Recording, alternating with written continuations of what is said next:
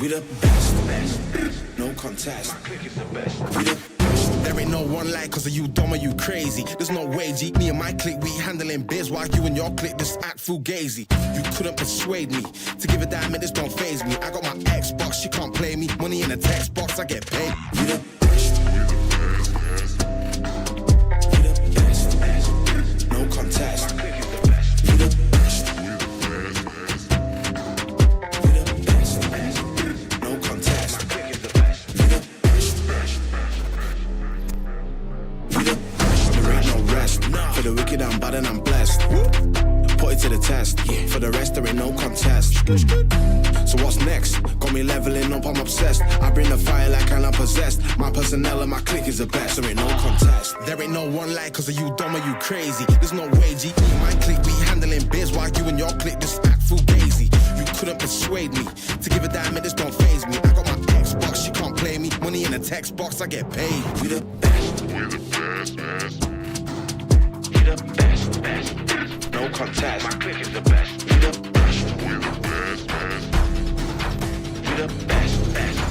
No contest. My clique is the best. We the best. We the best, best. We the best, best. No contest. My clique is the best. We the best. We the best, best. We the best, best. No contest. My clique is the best. We the best, best. No contest. We the best, no contest. We the best, best. No contest. We the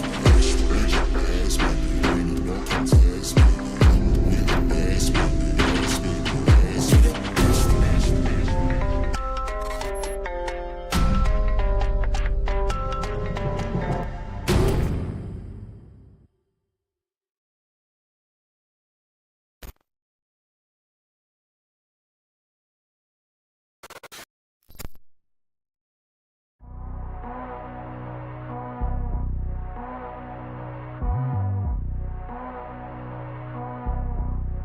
You know I'm killing it. They're her, I'm the one feeling it. Now they're feeling it. My enemies fake, I'm just stealing it. Slipping on the source and you're messing with the boss. No one's gonna be sorry for your loss. Gallopers scheme to tell your lies, say you won't cry, but I guarantee you will. When the bullet from a gun fucking penetrates your eye. Phil Spencer is the sniper, laughing as you die. Fake gaming, wanna be gamer, pretend gamer, think you got comedic skills when your comedy is a little bit lacking status. But still, so until you motherfuckers come at me with some shit, talking about some shit, understand that I got more games than you. Holding the line until the target's aligned. These pussies are just fully clapped, the content is so benign. Set fire to the whole stable. Ponies on the round table, wearing shoes with no label. Inbred pig has got no hair on their head. The cost of the lies that they spread in the wake of Xbox. Spending billions, not just little millies, like an Aaron, their Achilles, the swords were but like 1,000 chilies. Consolidation is causing elation, except in the PlayStation Nation. Brute force rectal irrigation of these bitches, busting all the stitches. You don't have the riches, leave these portals in the fucking ditches. Celebrate, we're gonna have a party. Dance on the corpse of Colin Moriarty. Choke off the Saudis, Habibis get rowdy. Circumcise the bitch so we can all scream howdy. When you make that kind of content, that very adversarial, you're not one of the weird like gremlins making fucking 20-minute videos about me. That alienates and isolates you from people and burns bridges. Pour one out for the FTC and your MBGs and all my enemies. My name is Septic, yes I'm a disease and you're the one infected. Your leader has now been selected. When you're authentic, that's why your product is successful. When you're authentic, that's why your product is successful. When you're authentic, that's why your product is successful. When you're authentic, that's why your product is successful. Shut the f. Are we live, ladies and gentlemen? We are live.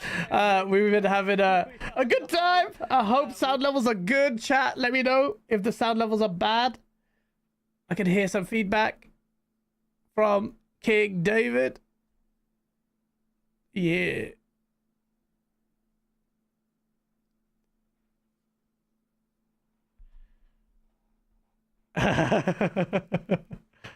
Yeah, it's weird. It's as soon as yeah, I just started.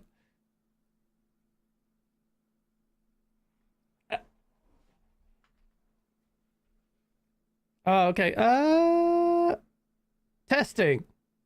Oh yeah, maybe it's just loud. I don't know. I understand that. Yeah, what's up, everybody in chat? As we get this stuff rolling. What's up? What's up, everyone? You can only hear me. Oh shit! I messed that up. That's because I didn't put the Discord audio here. No, I have. Say something. Oh yeah, you know what I've done actually, bruv? Holy shit, routing, bruv. Should be all right now. Good. Is it better if I ask them if they still hear us? Can you hear? I think Yeah, it's you're okay good now. I don't hear him. Yeah. I don't hear him. Good? We good. We good, good. We are live. We are live. So that was all gas, bro. Yeah, it probably was. What's up, everybody? King's looking hot. Yes, he is. Yeah, what's up, everybody in the chat? We're going to have an incredible show. Look, we got 2 guests. Not you're supposed to be here, but they're going to chill. We're going to make some memes. It's going to be wicked. He brute forced them, bro. He asked us to test some stuff on his OBS, and he's like, "Actually, you guys are staying. I'm live." Click. I was like, Yeah. BG's just running a little bit late, but he'll be here soon. I want to talk. What's up, everyone? What's up, everybody? Chat. Shout out to everyone. Oh, I can hear myself a little bit there, King. I think it might be. What did you do there that changed it? There's a feedback. I ain't changed nothing. Oh, For me? yeah. Because I can see. Oh, now it's not there. It's really random. Sometimes it comes up, sometimes it doesn't. Yeah, now it's not there. I don't know what it is. It should be all right. Before we go in, King, what are you saying, man? We got a lot to talk about. Who else would I get than you? I told you in my voice note. Bruh. Yeah, I know. This is the time. They've been chatting so much shit. It's time for someone to murk these guys, bro. Who else better than King David? Yeah. Oh, what's going on, people? The last time I was here, I said a lot of things, and we got to make sure that we double back on those things, because dudes be telling me I'm not 98% right all the time, and I am, and dudes be telling me, nah, you more than that. And I said, no, I got that 2% margin. I'm going to rock with that. But I know that I put the fear of God in these dudes. And the prophecy will continue. I told you, hashtag no PlayStation 6. We're gonna run it up on these bums. I'm gonna keep the boot on Kong's neck this whole generation, and I know that pisses you off so bad. I don't know why you got a PlayStation 5, right? Go have fun. You just got a Pro. We're gonna get into that too. We're gonna get into that how we got you guys over a barrel. You know what happens when you over a barrel, right? Oh shit! Because Zoka knows that. He spends his time bent over barrels. Hey yo, Zoka, what are you saying, man? You're not supposed to be here, but tell the people what the hell is wrong with you. Hey man, that intro wasn't lacking from King. I ain't gonna lie, that was really good, man. It's not lacking like the Forbidden West sales. We just out here, we're chilling, we're hanging out. I hate you talking about the force food, the game they're trying to force feed us. I don't know what's going on with that game, bro. I don't know either, but yeah. Oh, Zoka Where'd died. your voice go? Yeah, Zoka died. His internet died. Like Greece's economy. Zoka. He's gonna beat my ass for that comment. And then we've got Fonz already. I don't even know if he's here. Fonz, say some shit. Did I get pulled into the live? Yes, you did. Yes, you did. Yeah. He said he was yanking you. No slurs. No slurs. How you doing, Fonz? I'm doing good. What are we doing? What are we doing here? I'm introducing you as a guest, so give me some sauce, bro. Xbox sucks. How about that? All right, we gotta boot him. Get him up out of here, son. Get him up out of here. This new reform PC dude. Get out of here. I'm kidding. Xbox doesn't suck. Neither does PlayStation. Yes, they do. They suck. We here to talk about them sucking. Oh, just as you said that. Yes, my guy, Broken Games. BG's here. Oh shit, let me. Sir. What are you saying, man? Sir. What's up? I'm literally in the middle of a Marvel Rivals game. It's all good. It's all good. You need to join with me when we be playing, bro. You really do. We can go stream, have fun doing it. We're gonna sort it out. I can make it work. We can multitask. There's a few of us here, so we can carry it. How you doing, bro? You are addicted to that game, BG. I am, man. It got me, man. Yeah. They keep calling me. Who do you main? Who do you main? I'm mostly a Thor main. I do Penny as well and Strange. Penny is definitely a Penny, Moon Knight, and a little bit of Hawkeye. But I just started dabbling with some Rocket right now. And yeah, he's really real good with Rocket. Super support. Rocket is super support. Mm-hmm. Oh man, what rank you at now? I'm at Gold 1. You're Gold 1? Jeez. Yeah. I need to come join and play with you, but I just need to find some time. My brother's pretty. What is he? What's the top? You were there playing with him the other day. Yeah, I remember. I need to What talk. up? Sorry, Zoka. I don't know what happened with your connection. My internet just died. Like literally everything just died. You gotta keep feeding the hamsters. Yep. You gotta pay your bills, man. Yes, you do, man. Yes, you do. Hell no. No. They said the world gonna end. I'm not paying anything. I ain't paying nothing. Oh shit, boys. bad. Well, this is going to be an interesting chat. It's good to have all of you guys here because this has been an eventful week. We've had a weird bit of news here and there. January's usually a dead month, but we got the benefit of Shuhei Yoshida. I say Phil Spencer because he did a very similar kind of tour. Kind of funny, man. They seem to get the skit like all the time. They just seems to get the scoops on these interviews with the people at the right time. You had Phil Spencer post CMA, and he was really pissed about when the CMA would block the deal, and then he had this very candid interview where he was being remarkably transparent about it. And then Shuhei Yoshida doesn't even freaking wait till like he retired. The next day after he quits, he's bursting to tell everyone the true state of PlayStation. And that was quite an insight. We got quite a bit of insight there. And then after that, holy shit. After that, then we got even more big freaking megaton drops in negativity for Sony, which I had to get both of you on here. Obviously, King's going to talk that shit, but I want to get BG's view as well, because BG is a multiplayer man. It's very hard to find a PlayStation guy that appreciates multiplayer. I don't know why. The player charts say something, but content creators always pretend multiplayer is an absolute curse when it comes to PlayStation, and that's been more apparent now than ever before. That Concord life, brother. Yeah. Nah, fucking jeez. The next Star Wars, bro. That's what I heard. That's An epic trilogy. That came from Herman Hulse. Didn't Herman Hulse say that shit? That Concord was the good? developers were saying that. The developers were saying that they felt like, and Herman Hulse, and like that was the internal thing that this is the next Star Wars. They thought it was going to be so big. No. Yeah, but it was toxic That's positivity. They couldn't say anything negative about it because it was walking around looking like dog crap with a wig on. and they couldn't tell Herman that it was trash, so Herman had to figure it out the hard way. Gamers spoke, get it up out of here. Get that money back. You know what it makes me think of? Remember when people said that Bungie was going around looking at the games and like kind of being critical of them, and that's why Naughty Dog's game got canceled? I was like saying that. Yeah, it makes me think like, do those dudes even know what the hell's going on? Because wouldn't they look at Concord and be like, nah, this ain't it? No, instead they're just like, let's go. I think that was part of their whole strategy. I mean, if you're playing the game, you're playing the game to win. I watch Beast games. If you're playing the game, you're playing the game to win. You're going to eliminate your biggest competition. If you look at that list, every last one of those games up there is better than whatever Destiny is pushing out right now, or on par with whatever their best is. And I think they walked around, saw everything that was good, and said, nah, that's not it. And that word got back, and they deleted those games. And the games that they said were it, they said, nah, those are the games, knowing that they would flop to leave their games in order to push the live Benedict service Arnold, forward. brother? I think Bungie went, man, when you understand what the budget looks like and you see cuts all over the place, remember, Bungie was gutted. They're like completely gutted, like a shell of a company that's over there right now. Yeah, that's and yeah, you see the stuff happening. You say to yourself, okay, how do I survive in this game? It's a game being played over there. If you look at the industry, you see where AI is taking everything, removing jobs, doing this, that, and the third. You already know I got to endear myself closer to I don't get pushed over that line and get kicked out the door. A lot of companies that they had, the developers that they had over there, were making pretty good games. There's a lot of games on that list that I'm super interested in that got canned.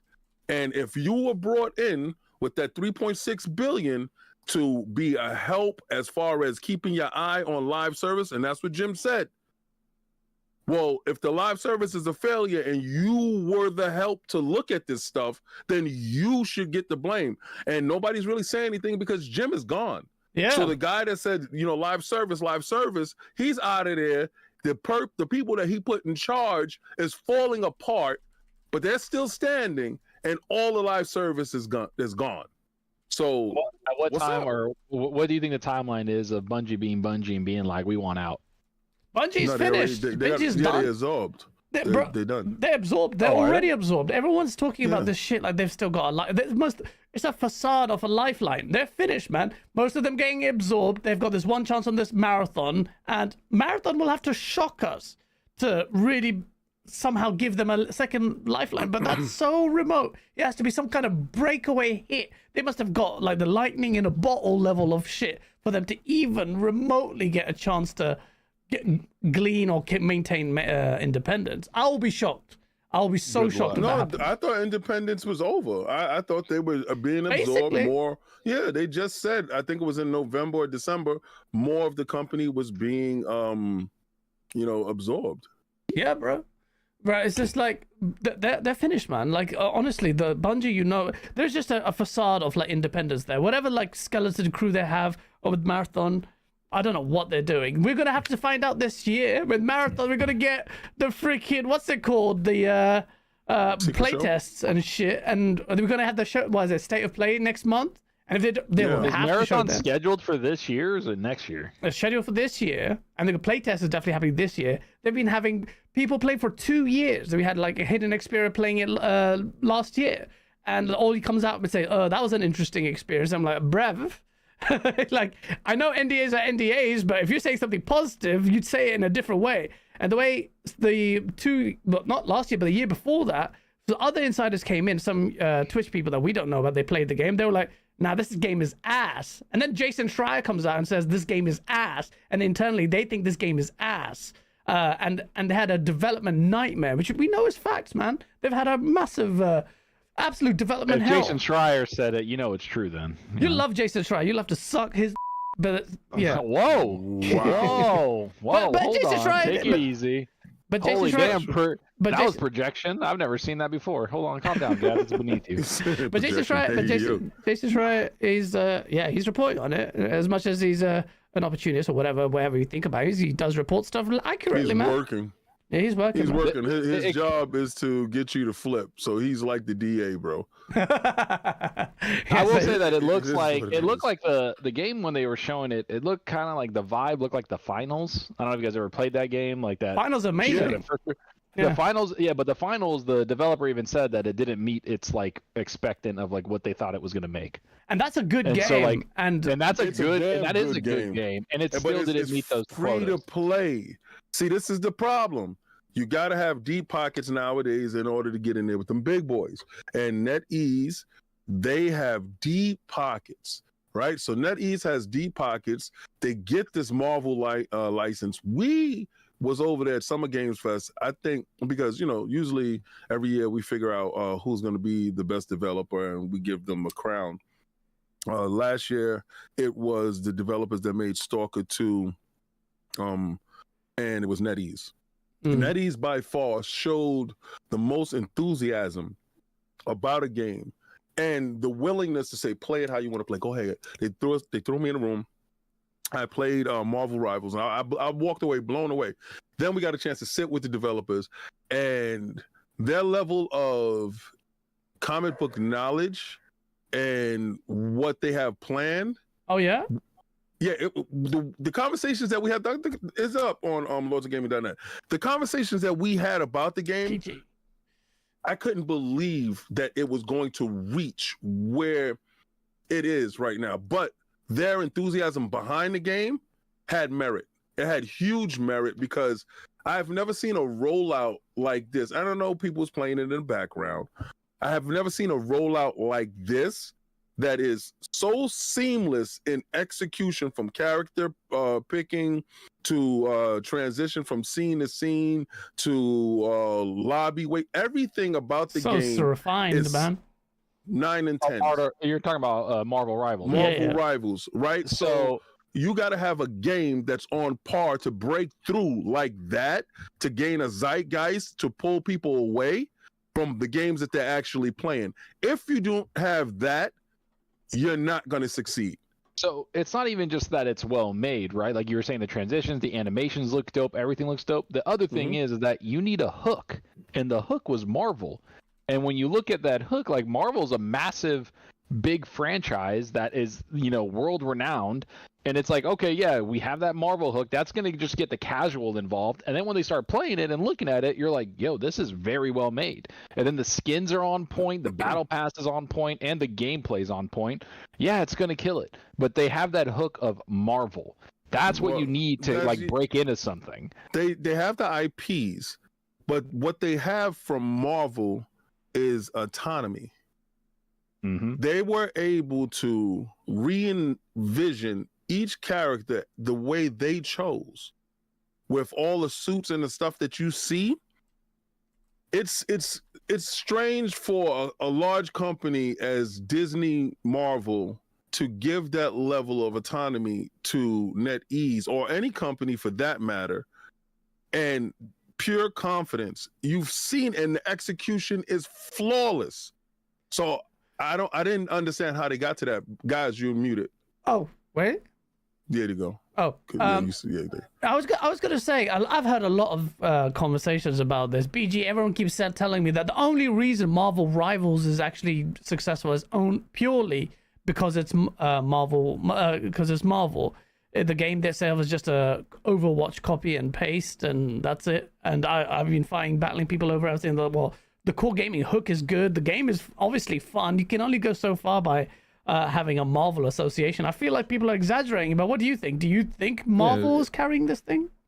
It helps because you have an infinite bank of like inspiration that you don't even have to come up with. Like, when you make a hero shooter, you have to come up with, okay, the character design, what is the character's powers, what is the character's lore. They don't have to do any of that. Yeah. They gotta go to Marvel. Okay, here's everything about this character and its 50-year history. Oh, it has 1 million skins because we made 1 million different versions of this character.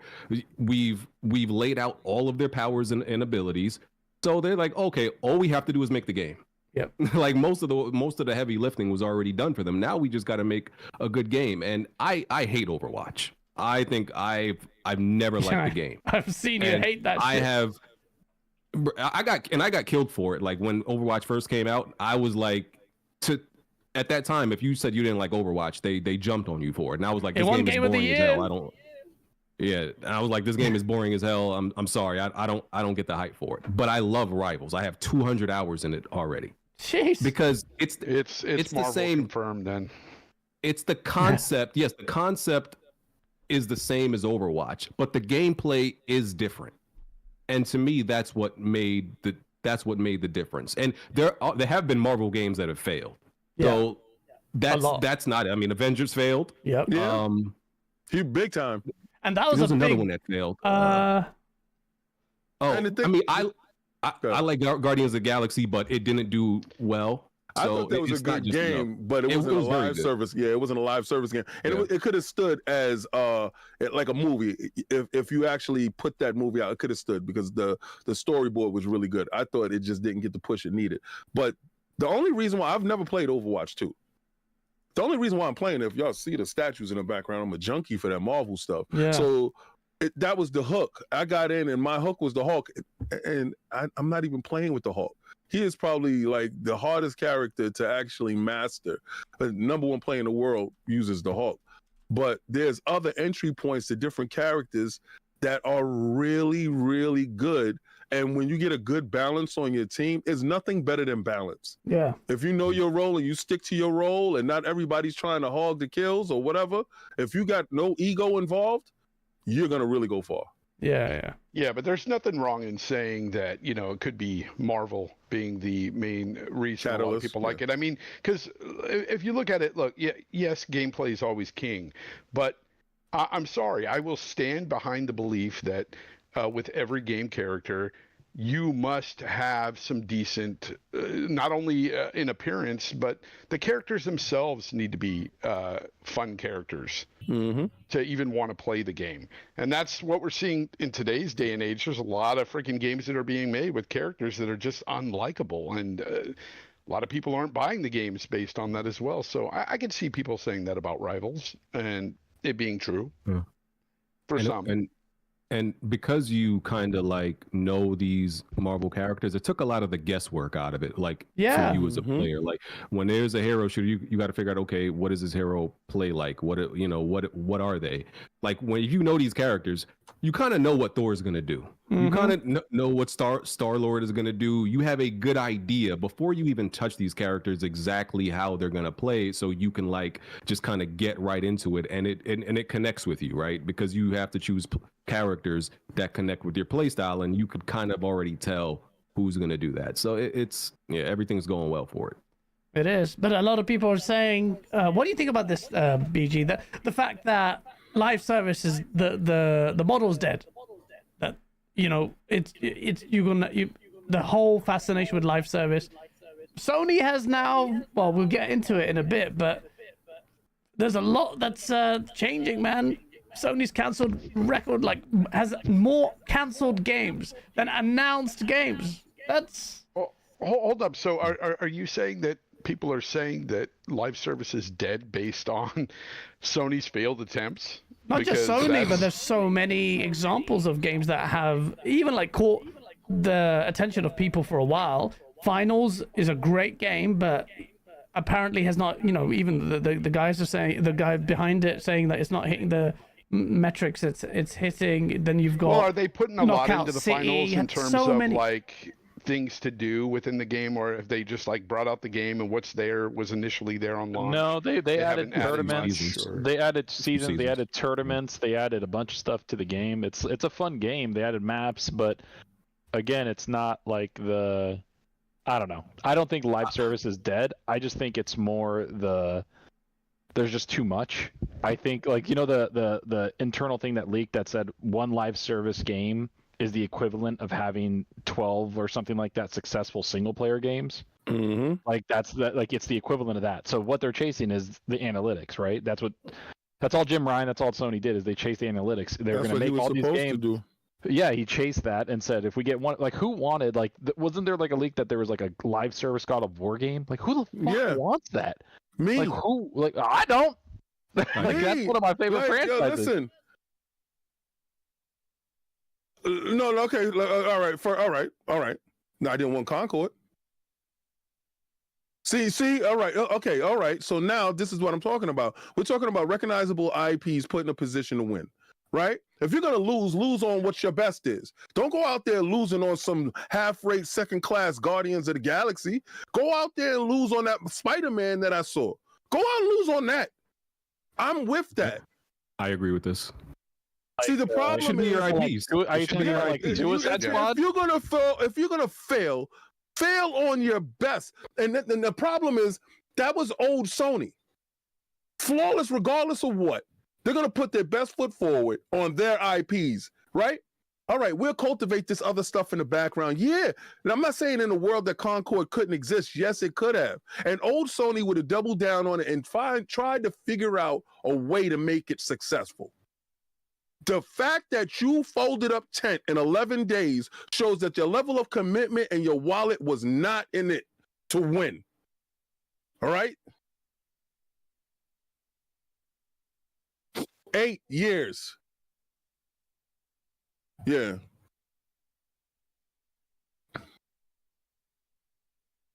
There's more than that, but go ahead. Yeah.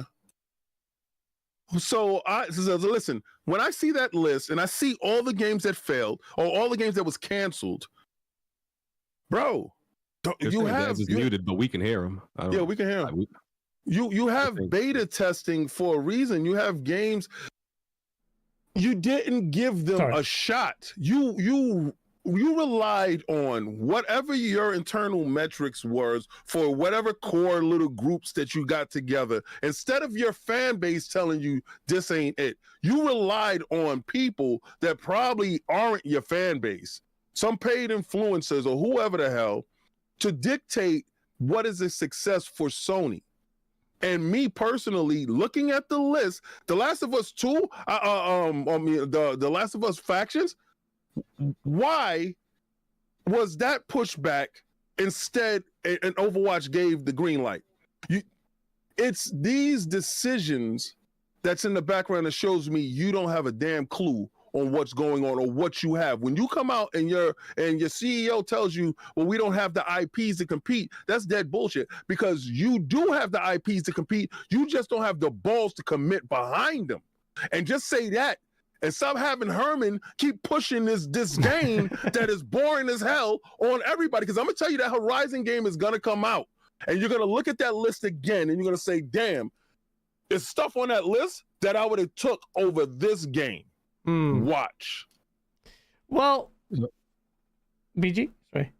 Yeah, no, I was gonna say, I mean, from all the live service games in the industry that have failed, there's probably like 10 failed for every one that succeeds. Yeah. But what I think they're seeing is what I think they're learning is a whole lot of ways of how not to make a live service game. Yes. I think I think the formula of how not to make one, it's plenty out there. Yeah. Right.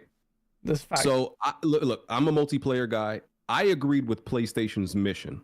I'm completely against the strategy in which how they did it. Execution. I disagree with the studios they chose to do it with. I disagree with the games they chose to make.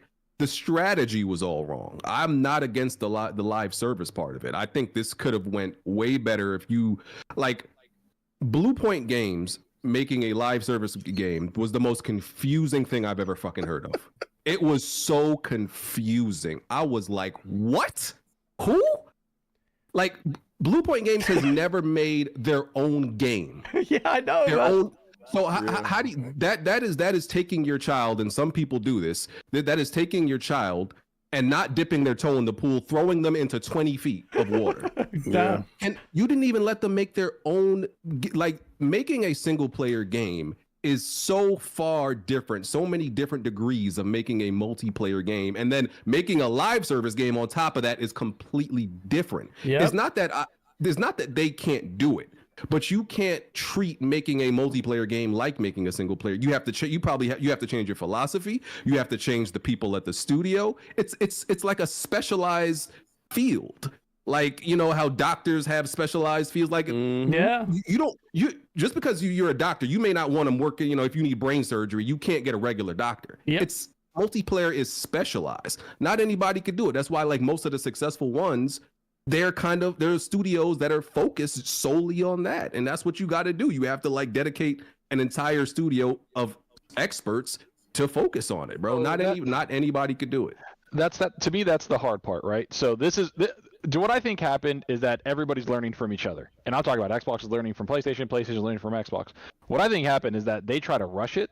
And so they put, like, to me, Bluepoint should have been working on, like, a God of War remaster of the first 3. Like, bam. Like, that's what they should have been doing, because that's what they've done. They've remastered games and done a very good job of them, and it's some of the best remasters we've seen. They should have done something like that. Same with all the other studios that focus on that. PlayStation was focused on that. But the reason why they didn't create a whole new studio and hire all these people is, to me, is because what happened with Xbox and the initiative.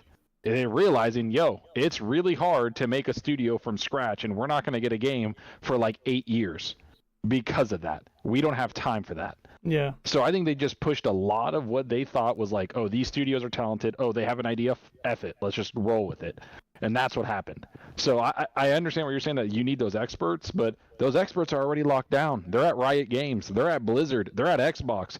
Games as a service or games that are online and multiplayer, that's where you're going to go. You're going to go to those people, or Fortnite. That's it.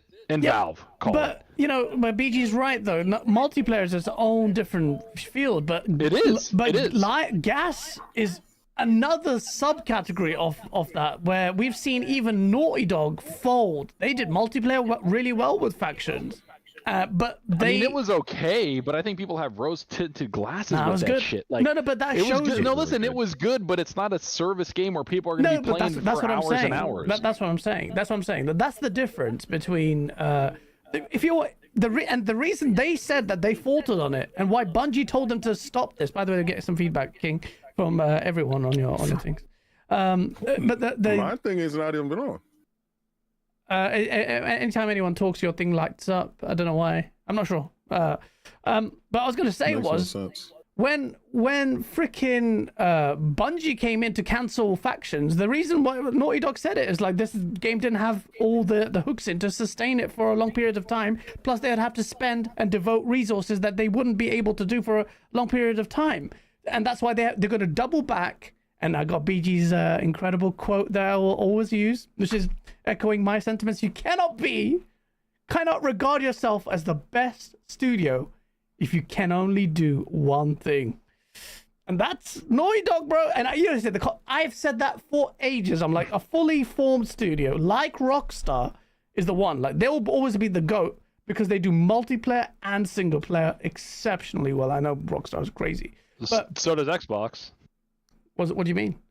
They make multiplayer and single player games, like Gears of War, multiplayer, single player, Halo, multiplayer, single player. And that's why I give them more respect. Those are very difficult. But that's how you build your teams up. You build your teams up by, your fan base. You cultivate your fan base into getting into what you want them to be at. Like, Microsoft knew very early it was the dude bro shooter box, and a lot of the multiplayer games and stuff was over there. So your DNA is basically that, with single player attached to these games. Sony was a single player game, story driven narrative games. A lot of games you could say where you can play by yourself. Those experiences can be totally your own. Yeah. I think Microsoft made sure that with the live service and their thoughts of being a group type of thing, from the DNA of Halo, that stuff is permeated within the core. So people that wanted multiplayer games kind of gravitated towards Xbox. People that wanted those single player games gravitated towards PlayStation. And I think that's switched up now. Yeah, but it did switch up. Xbox has a problem with making single player story driven narrative games. PlayStation has a problem with making multiplayer cultivated games. They need to learn how to do what the other does best. And that's what we've been asking for both of them. Like, if we've been asking for PlayStation to do the multiplayer games. Now, this is a bit of controversy here, right? The fact that right now we're going into a world where IP's exclusivity makes no sense. Send your best multiplayers over to these guys, send your best single players over to these guys. That way you're going to galvanize that money that you're going to make. Don't worry about trying to make it. They already made it. Get it. What do you mean? What do you mean by that? Sorry. Well, Xbox has been putting games on PlayStation, right? Well, that's why when Sea of Thieves goes over there, that's an established IP. Yeah. This is an established multiplayer IP that makes sense. Grounded goes over there, established IP that makes sense. They don't have to worry about making it. They just get revenue off of the game being there, and they satiate those multiplayer people that wants to be there. Now, PlayStation needs to wake up and send some of those lower, lesser IPs that they have, that single player, that Xbox wants, single player story-driven games, send it over. Why? Why would they do that? They're not making money, Brev. So you need to stop that. Why? This is about making money. This is how you laundered the multi-plat strategy with this. I love it, bro. Listen. Already starting it with the PC stuff, bro. They're already putting stuff on PC because they're trying to make money. Like Days Gone sold over 8 or 10 million, and PC helped get it there. They're just like they're just. What do you think the point is? Like, you're like, why? It's like, dude, why not? Why not? Like, who cares? Don't you want that stock to be over? Don't you want that stock to be over $21? So you're saying, I mean, yes, but yes. I'm like, if I'm sitting there, I want to make money. I don't. You gotta make good games before you can make good money, okay? They already have good games. They already have the games, man. He's saying that they're already done, bro. Like, what's the difference? Like, just port. Like, he's saying that there is no extra money put into it. Like, all right, just put this on Xbox because this stagnant IP is chilling here. Just like Sea of Thieves. Yeah, it's just chilling. Like, it's like, cool, we reached it. Like, put it over. It makes you muted, BG. It's a console war crap. That's that console war crap that you got in your head. That okay, I'm not. I just feel like we've moved I'm gonna let my company go broke. No, I'm gonna let my. It ain't. It's okay. Why try to invent the wheel? Right? Reinvent the wheel. You're gonna try to reinvent the wheel, and you don't have to. You really do not have to. This is the reason why people have garage sales. Old stuff that you got, somebody wants. They want it. They're begging for Halo, Gears, and Forza. They're begging for it, bro. BG begging for Halo, Gears, and Forza? I mean, I see a better chance of Sony putting some of their PlayStation games on the Switch 2 rather than the Xbox. Yeah, I see it. They could keep that stupid stuff. They could keep playing that stupid game. You know it's stupid, BG. You know it's stupid. Do you think it's stupid, BG? I think Sony, right? I know how like some people say that like the execs don't participate in the console war. I don't think it may not be a console war to them, but I do think like PlayStation looks at Xbox very differently than they do Nintendo. Yeah. I think they actually do look at Xbox as the ops, and they look at because I feel like both PlayStation and Microsoft are playing in the same league. And they don't view that Nintendo is like stepping on their toes in that league. They think Nintendo is in their separate lane doing their own thing, so they don't take offense to it. I think PlayStation is like, we would rather let you suffer and to get some money off PC and Nintendo. BG. I think it's deeper than that, BG. I think it's because they're American. Oh yeah, I think that is too. And both of them are Japanese. Yeah, exactly. I think that's part of it. Like, this is my man. I may not like this dude, but me and him grew up together. That other dude over there, I don't know. He don't look like me, and me and him got beef. So yeah, I think it's Japanese xenophobia. Yeah. It's the Japanese code. Yeah, I think that's it. Yep, that's I think you're right. I think that's the biggest thing. All right, I think that more than anything, I think it's that. Because it makes no sense not to make that bread. I mean, that's shown through the early 2000s where Microsoft went and talked to Nintendo about buying them or getting into the console space, trying to get, and they like laughed at them in the boardroom. But they laughed at PlayStation. They laughed PlayStation out. And look what happened. They backstabbed them. They backstabbed. They laughed at like Xbox and Microsoft execs. Like they legitimately and that pissed off Bill Gates at the time and was like, "Fuck these people," and that's why he put so much money into it because egos, bro, egos. Yo, he came in there and it was like, "Yo, we looking to buy your company." And it was like, "Whose man's is this?" Get this motherfucker out of our room. Get him up out of here, yo, and make sure you leave your pinky at the desk. Get him out of here. But okay, so I don't know how King, you're the master tactician of how you brought that in. I don't even know how we got here. Exactly. I'm good with this. Now flip it back to where you want to go. I will say though, on that point that you mentioned that you don't think everyone treats Nintendo in their own lane. I will say this though, a lot of people, as Zorka and Fonz believe this, I'm not so sure on this idea, and a lot of people are parroting this idea that. Sorry, they're getting the feedback again. It is because my probably my headset. Yeah, I think it might be your headset. What the hell is going on? It might be a headset. I got my crisper on too. It's really crazy. Yeah, I think it is your headset. Yeah, it is. Well, we figured it out. That's good. I think Nintendo actually can be a bit of a threat because if Nintendo is pulling all the way these third parties, if what you're saying, why would Sony be happy about that situation? If everyone is saying this next Switch 2, which I'm really doubtful will do what it's... people are saying NVIDIA, DLSS, all of that will make sure that, it will bridge the divide in a lot of third parties because they're doing all this partnership stuff. They've announced that they're making all these partnerships. But Nintendo Switch is going to be this third-party powerhouse. If that happens, and that's a big if, then Sony's not going to be cozying up with them. And I think we're really, and a lot of people can say, this is copium, guys, but I think we really are going beyond the box now. We are talking platform wars. There just seems to be really homogenized now.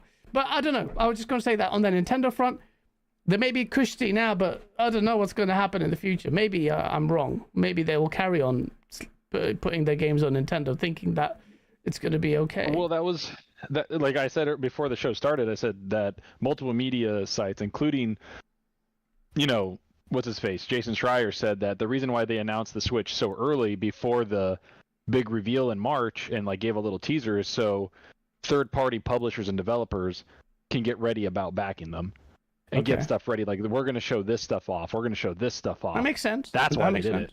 Let me just quickly read the super chats. I believe they got a bunch of third parties already on board. Everybody already got dev kits for that stupid machine. They're gonna make a dent, bro. To me, as a console versus console, they're more of a threat to PlayStation than anything. Because nobody's a threat to either of them. Nintendo's not a threat to anyone. They got a problem right now with handheld PCs at the moment. And the biggest threat to Nintendo is Steam, to be honest with you, in my opinion, when it comes to handhelds. Because if you... Steam Deck's goated, bro. Yeah, you gotta have... I know that the exclusive games is going to push. They're going to sell to their core fan base. Yeah. They're always going to hit their ceiling, 150 million. That's going to be their ceiling. And if that ceiling works well, right? You got to look at software. I think the software going forward is what's hurting all three of them. Free-to-play games is destroying the fabric of video game sales. And I don't think this Switch 2 is going to be as successful as people think. I believe that third-party support will be there. But if free-to-play games, see, what BG is doing right now is playing Marvel Rivals, right? Mm-hmm. And let me explain how that works. This doesn't give Tommy the incentive to go mow grass, to go get $70 to go buy a game. What this does is allow Tommy to get inside the game.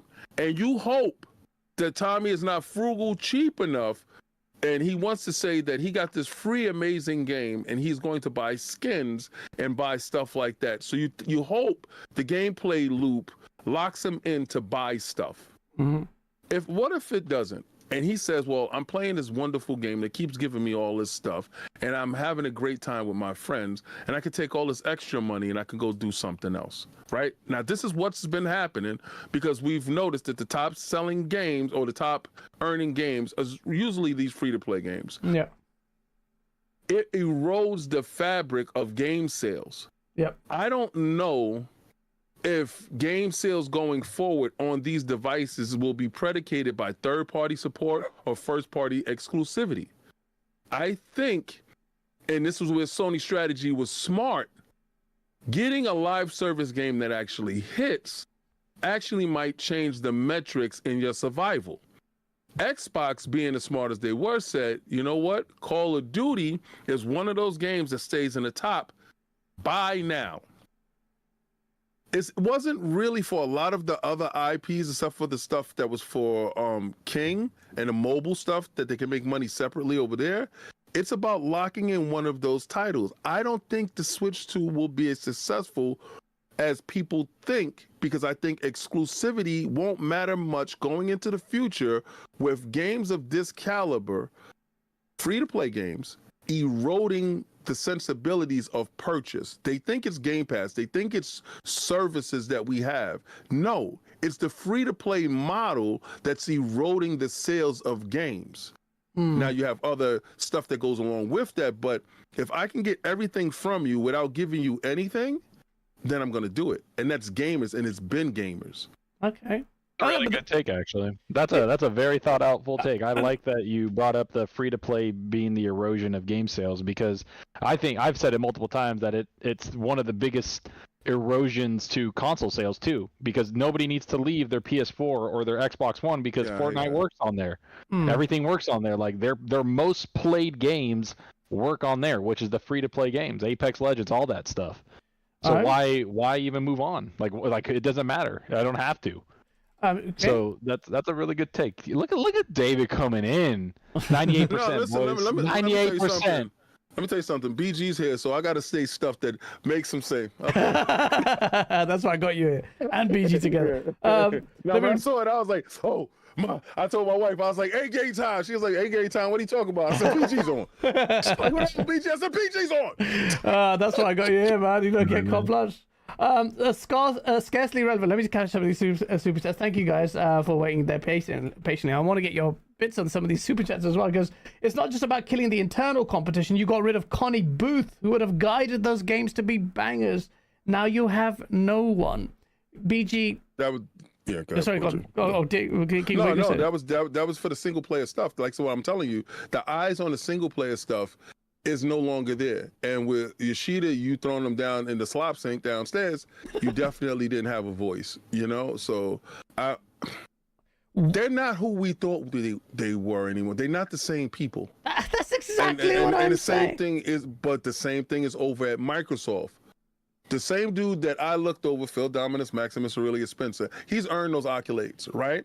But no longer is he the dude that I'm going to say that is running the show. When that ABK deal went through, they lost. That's it. We lost as the core fan base because I knew they started making money.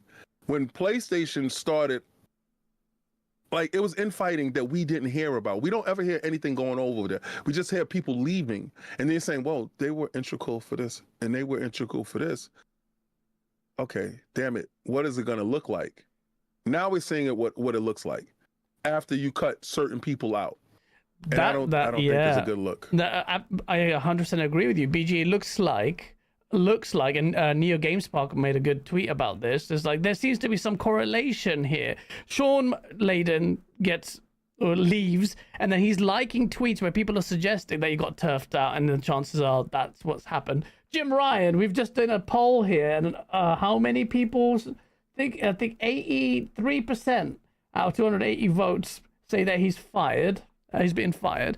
Now, it looks suspect the way he left. Post ABK gets done. His task was to cancel that deal or make it difficult, whatever. Maybe he did in that sense, but a lot of people are blaming him. I did a poll on Twitter about who do you blame for the current state of PlayStation, and out of 2,300 votes, I had options: Herman Hulst, Jim Ryan, Hiroki Totoki, and Jack Move Johnny. Jack Move got 13% of the votes, man. Hiroki only got 3, so Jack Move's to blame. But Jim Ryan got a whopping 63% of the vote, man. And a lot of people now, the PlayStation guys are square. Before it was Jim Ryan made us at PlayStation where it's at. It's making mad amount of money now. And now it switches like, this is Jim Ryan's vision. All this stuff on gas. This is his push. And bro, Jim Ryan leaves. Sean Layden's the darling is left. Shuhei Yoshida was like the legend in indies. Even the Xbox guys struggled to hate him, apart from the "this is how you share games" thing that put a target on his back. There's no one really left there with soul, BG. It's like Sony has no vision. Do you think these guys were turfed out? Sean Thingy joked about it. Shuhei Yoshida joked about, well, this is maybe why they kicked me. He said that he was against the live service model, Herman Hulse's model. He would have resisted it. That's a major thing for someone like that to say. And he said it the next day after he's quit. First thing, he goes on Greg Miller on Kinda Funny, and he says that. That says to me, man, that there's some internal like beefage going on here with Sony. Yeah, there was some stuff going on. I guess growing pains when, you know, you pass on the lineage of the company to other people. Yeah, shit happens. Look, whoever's idea it was to actually do the 12 or whatever 10, you know, live service games at once and have it all internal, yeah, that would be that person's fault.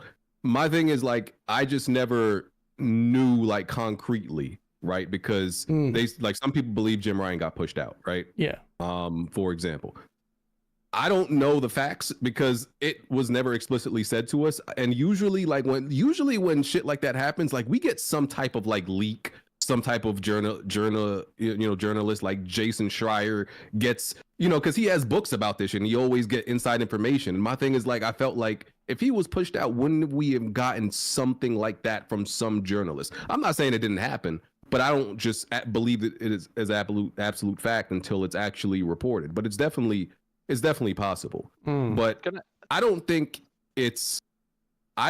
they've gone to a place of no return. So what do you mean? You're saying that the salvageable, the game service? I think they wasted the money. To me, maybe, and probably because I'm the consumer, the money to me is not necessarily the biggest problem. Money goes, money comes. It happens. You lose money on certain shit. Okay. It's, in this case, a lot of money. The time. Yes. The time is the bigger problem to me, because at this rate, it's possible that you have multiple studios that won't drop a game in an entire generation of 8 years. That's fucking crazy, bro. We've never seen nothing like that before. Ooh, so the time that you cannot get back is a way bigger deal to me than any money. That's the money, like, whatever. The time? Like, that's gonna be a crater, bro. Nick Marseille's listening to this fucking my twisting feeling, whatever pubes he's got. My feeling on it is Jim was definitely fired after he couldn't complete his task. I can block the deal. He did everything in his damn power to get that deal blocked, and it didn't get blocked. And he told you, if that deal goes through, we're absolutely screwed.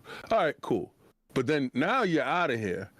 He goes on his little world tour. He goes to this couple of studios. Right before he leaves, he gives them a poison pill. Those studios is gone. All right. That was London Studios. All right, giving out cookies with his face on it. Those are poison cookies. Some bitch had a pizza party to send you home. You thought he was leaving. You was leaving too. And he knew the problem with that is terrible. Like, the optics behind it. But I also felt that, all right, if you make a commitment, you don't get halfway through your marriage and it gets a little rocky and you say, nah, we got to fold up this taboo. You know, I'm telling you, it's not happening. He didn't even go to counseling. You ain't even take these games to counseling. You divorced and separated and got up out of there. That's not how you do it. If you make a commitment, you made a commitment to 12 games. Where the F are they? We got one of these little dudes out there that didn't go right, and he was the one that cost the most. And y'all saw that, it was like, oh. That's the crazy part. So Jeff Grubb is saying that he's hearing eternally that it was Concord that set off the domino effect, that they got so shook from that failure that they went out and just cancelled multiple of these projects because and you know how many times every time I vouch for PlayStation, I get in the ass. Good for you. Good for you. Good for you. It is good for you. Yeah, it is good for me. I should do it more. I think Intergalactic will be a great game. I actually did say that. I honestly think that's the problem. A lack of commitment. The old ones had the commitment, though. but the games don't cost as much as back in the days. Those games was cheaper to make. Well, now, and for some real weird reason, I don't know what's going on because I need somebody to answer this question for me. I thought the Unreal Engine was supposed to make the games cheaper, faster, quicker, and better. Obviously, something is happening here where I got the memo backwards. Yeah. It's taking longer and it's difficult. I think it will happen though. But it's taking it. I'm there with you. It's not gonna happen. It's a marketing thing by Epic, bro. They've been saying that stuff since Unreal Engine 3. Like they have been talking about that. No, but UE5 is making it, is empowering even indies. Listen, Mister hasn't even seen a code base in his life. It's not gonna make things easier, bro. Like it's going to change some things up, but again, it's going to take longer because games take more detail. Games take a lot of time. That's just what's happening. And to be honest with you, a lot of the talented people that made all those games back in the day are gone. That's the big thing as well. That's a big thing. The tech debt of people not being actually technical is a problem in the industry. Yeah, people join thinking like, oh, this is great, like I'm gonna have a great career, and they don't really care about the tech. Yeah, most of the people that made new gen, the people that founded Blizzard were like making games in their garage, bro. The people that founded Blizzard were making games in their garage. Yeah, they're like that's just like John who they Carmack, are. Coding geniuses. You had all these like, the weird nerds are actually into it for the craft, and now you've got a new gen bunch of like, I want to make another Fortnite, where the other guys were like, I want to push the boundaries and do what I agree with you on that tech. And can I say, do you believe that it's the BG, demographic of the individuals that was making the games now? Because I think there's a different group and a core set of group of making games with different type of agendas when they're going into making games, opposed to these couple of guys that was inside the basement of their mom's house that wanted to get the hell out and didn't care about being a rock star, but just wanted to make a cool kick-ass game like Doom. I think it's or something like that. Mm-hmm. I think it's just a different generation. I think it's a different, like the dude that made StarCraft literally was like, I have this idea, and he went in an office for like 7 months and coded the base core and source code for StarCraft. Like he just was like, I'm gonna go do this, and they're like, okay, and he just did that for 7 months and then brought little by little people over because he just was like, I want to do this. This sounds awesome in my head, and he started doing that. Like that's what people did back in the day. Like it wasn't hours. It wasn't like, it was just different. Like that. And now it's not like that. Yeah, it's not like that. And so that's fine. Like it's all good, but like the quality of games and the way games are coming out are just not the same. Now, as for what BG you were talking about, like the transfer of power, there's no transfer, bro. Like there was, like when Sean Layden left, there was no goodbye, Sean. Thank you for everything. It was get the fuck out of here. And it was a power grab, and Jim Ryan won because he won Europe, and it was it's like this. That's what I'm saying. That PlayStation, it's been like that for a while. There's power grabs. There's people leaving. Like the leadership has changed so much that it's kind of insane. And the same thing happened at Xbox, but Phil Spencer won. Mike Ybarra was a legit candidate for taking over, and it didn't happen. And it didn't happen. People look at Phil that he's a nice guy. Nah, bro, that fool cutthroat. Like he don't care. Like that's the way I look at it. Like, am I wrong? Am I wrong, David? Am I wrong, David? Tell me. I'm just saying good for him. I got reasons. I got my own reasons for good for him, and you know why I got my own reasons for good for you. But you're bitter. You're on the side, and Overwatch is getting smashed, and that was your baby, and I like that. Even though I'm Team Xbox, but Overwatch is getting smashed, and I'm like that. I'm about that smoke. I'm glad it hurt your feelings. Yeah, That's glad. it. I'm glad. Yeah, definitely. Yeah, the only other thing I was gonna say is the point of no return is they haven't like made a decision that they can't come back from. They just wasted a shit ton of time. So what do you think is going to happen? On track. What do you think? It's going to take a whole lot of time. So now it's like, okay, if we talk about like Sony Bend and Bluepoint, now just got to wait a whole another 4 or 5 years for a game. Bro, what are they going to do about that, bro? I wouldn't be so positive about the comeback for that, man, because if you look at Ubisoft, like there's reports legitimately coming out that the reason why they pushed like Shadows out so far is because if this flops, they're in legit trouble. Like, bro, they are already in legit trouble. They're done already. They gotta be sold. Like Sony doesn't have deep pockets, bro. Them losing this time is bad. The problem with the Ubisoft is the Guzman family. That's the problem with them because they want to be sold to a particular entity, and the entity is Tencent because they think they can have some form of control with Tencent. That's not the truth, but the fact that the Chinese government puts a cap on Tencent and how much that they're able to go out and do, I don't think they want to be sold to Tencent. And they think it's a good idea. I don't believe it's a good idea. The Guzman family wants to be sold, but they want to have control. If that makes any damn sense, it's like you getting a divorce and your wife still wants to run your household. That doesn't make any sense. You're gone, and whoever is in here runs the stuff. So they're the bigger problem, and I think it's gonna be they're gonna push the family out. The family has to go first. This is not the way Ubisoft is run is not the same as like other companies. But you know, that's just my opinion of Ubisoft. I think Sony's there is not a point of no return for them, right? I don't think any of these companies have a point of no return. I think a fan base is there. It's more or less, is it going to be worth it with what's transpiring with game sales? You have 70 million consoles sold. It's not equating to sales in software. You sell consoles to sell software. You don't sell consoles to sell hardware. They're not really in the hardware business. Your hardware is just an outlet to get your software to people that are fans of your particular hardware. That's it. But you really want to sell software. So them not having software that's theirs being sold, that's the bigger problem. And a year or two without software from yourself puts your company in a crunch where now you're looking at games in a difficult, critical eye. Is this game going to make it? They're going to double down on third-party stuff, man. They're going to double, triple down. They have no choice because they have to make it through the year. But somebody put in the chat, this is BG and King on the same panel. First of all, me and BG never had a problem. Third of all, the only reason why you don't ever see me on Weapon Wheel is because he goes before or after Iron Lords, and we be there for marathon shows, and he be doing it too. Hours. So I'm not trying to do that. I'm not trying to do 20 hours a day. That's not happening. But they don't know me and you been cool for mad long. They don't understand us. I don't know that. Oh, he's a PlayStation guy. He's an Xbox guy. Not knowing we play everything. I just told you I want to play with him on Marvel Rivals. Shut up.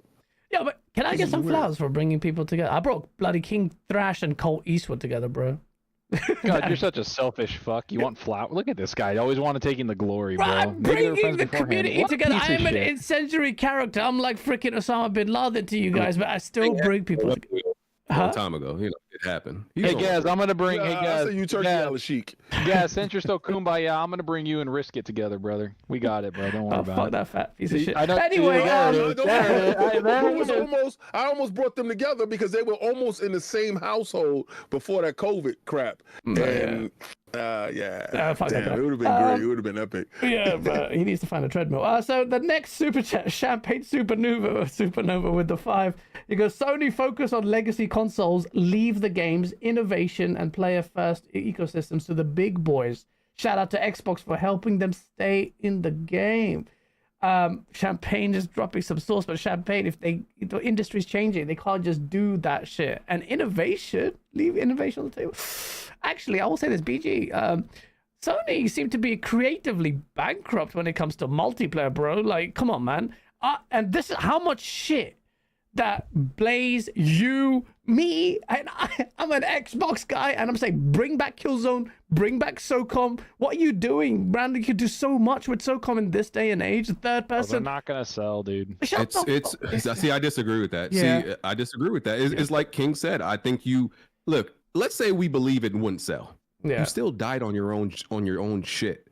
I'll tell you what would have sold. It would have sold more than Concord. Any Sony IP that you made a multi. So my thing is, you can't say you're not going to do it because it won't sell when you invested in the biggest failure of all time. Yeah. Like since ET. Yeah, that's so bad. You can't tell me, oh, we don't want to sell, I don't know, 2 million or I don't know, have 2 million players or whatever it is when you just had 0 players. You know what I'm saying? Yeah. You can't tell me this is too much of a risk when you took this risk. Do you think Herman Hulst is out? No, I think it's too soon. I think it's too soon for them to put him out. Do you think it's too soon because of Jim gone, or do you think it's too soon for whatever reason? I don't know. I think it's too soon because even his gone, decisions. I don't think it was his decisions. I think it's the position he just got into. I don't even think it's been a year. The co-president. Yeah, I literally mean it's only been too soon because he hasn't been in it that long. But if it's a whole bunch of fuck ups happen after this, then yeah, I could see him being out. But I just believe you definitely need to use the IPs you have. Because here's the thing, right? I believe that if you brought back a Resistance, a Killzone, a Socom, and if it's done properly by the right studio, I believe it would be a success. That's my opinion, 100%. Right? Because I do believe there is such a thing as releasing something at the wrong time, or not the best time. Yes. I look at games in the past that I'm like, if that game came out at the wrong time, if that game came out now, that would have been a hit, 100%. An absolute hit, right? So I think that at the worst, right? You have some, like when you take the PlayStation fans that claim they're not fans of multiplayer games, which I don't actually believe that. I just think they say that because it's not working out right now. If it worked out, they would claim those games 100%. As they did with Helldivers 2. Yep. Right? They claim Helldivers 2. That's a multiplayer game. That's a live service game. They don't got no problem with Helldivers 2 because it's good, because they appreciate that it's a good game and everybody loves it. Yeah. But it's when you put out bad games, they're not going to claim it. So if you make a good game, you'll at least, and it's the IP they're familiar with, they'll at least have some type of connection with it. Something. You're not starting from absolute zero with Killzone, Socom, and all the rest. You're starting from at least somewhere. So I think that's the route they should have went. And I don't even necessarily believe it should have been first party studios working on it. I think you should have licensed it out. Okay, that's interesting. I think that's, to me, that's a misnomer. I get you're saying you're starting from somewhere, but you're starting from somewhere with people that are, like, let's be honest, like 35 years and above when it comes to like Socom and shit. Like their age difference is different. Like the young, nobody knows what that is. Everybody, and not to mention, there's so much competition. Like if you want to play Socom, go play Wildlands. Go play all these other games that Ubisoft. Go play The Division. Go play this. Like those games are basically that and done better, at least in my mind, because I love The Division. You got to fail on your own. I just think that's fail on your own. You have IPs. You can't say that you don't have IPs, because this was the words of the CEO, the president. You can't say that you don't have IPs, and you do. And we're telling you. You know what's ignorant? Shuhei said the reason why Bloodborne isn't being made is because, and this is just his opinion, of the scheduling conflict. What? This is the only game I've ever heard. Listen, it gets so bad. Is that what he said that? Yeah. Scheduling conflict. He believes that is because of Dude with Miyazaki. Oh, because he's so busy with other games. Yeah. That makes sense. He feels that that's his baby. Bro, stop it already. Just do the damn remake. You could have Bluepoint do that. Yeah, I'm surprised. Literally.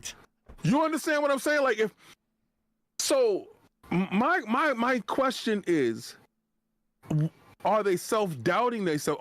They're not really listening to the fan base itself? Because you hear Shuhei says, well, you got to buy these remakes in order to get more single-player games. Yeah.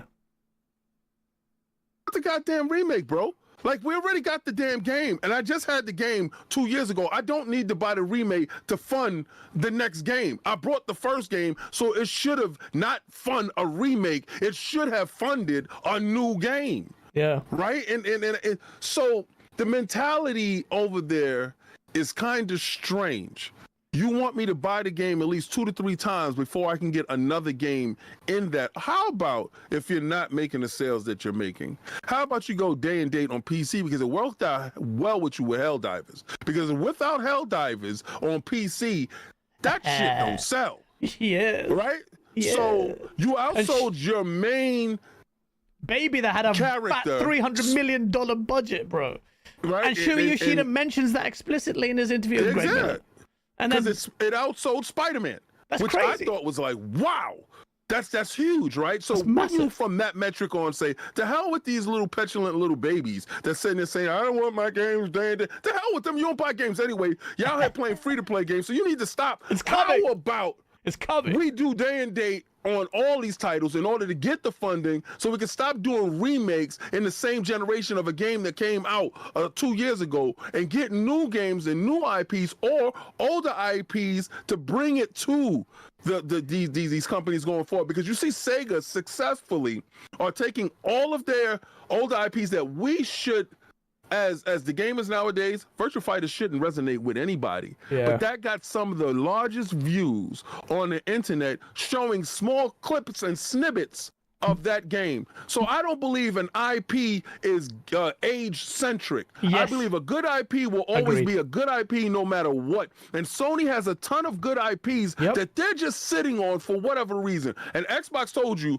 can license a lot of our stuff. What's up? They got too much stuff going on over there. Mm-hmm. Too much. Right now, these guys need to get this part together. I'm really pissed off with the live service departure and then left with nothing but shifting through third-party exclusivity money hat deals. It's not going to get you anywhere. At the end of the day, those games will come out on the competition. Is it by and then time? When they do come out, but when it does come out, what happens then?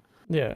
Then you put the money out for no reason because it's going to be everywhere else. Or you could have kept that money, let the game come out. You have a bigger install base. It doesn't matter. Exclusivity is stupid.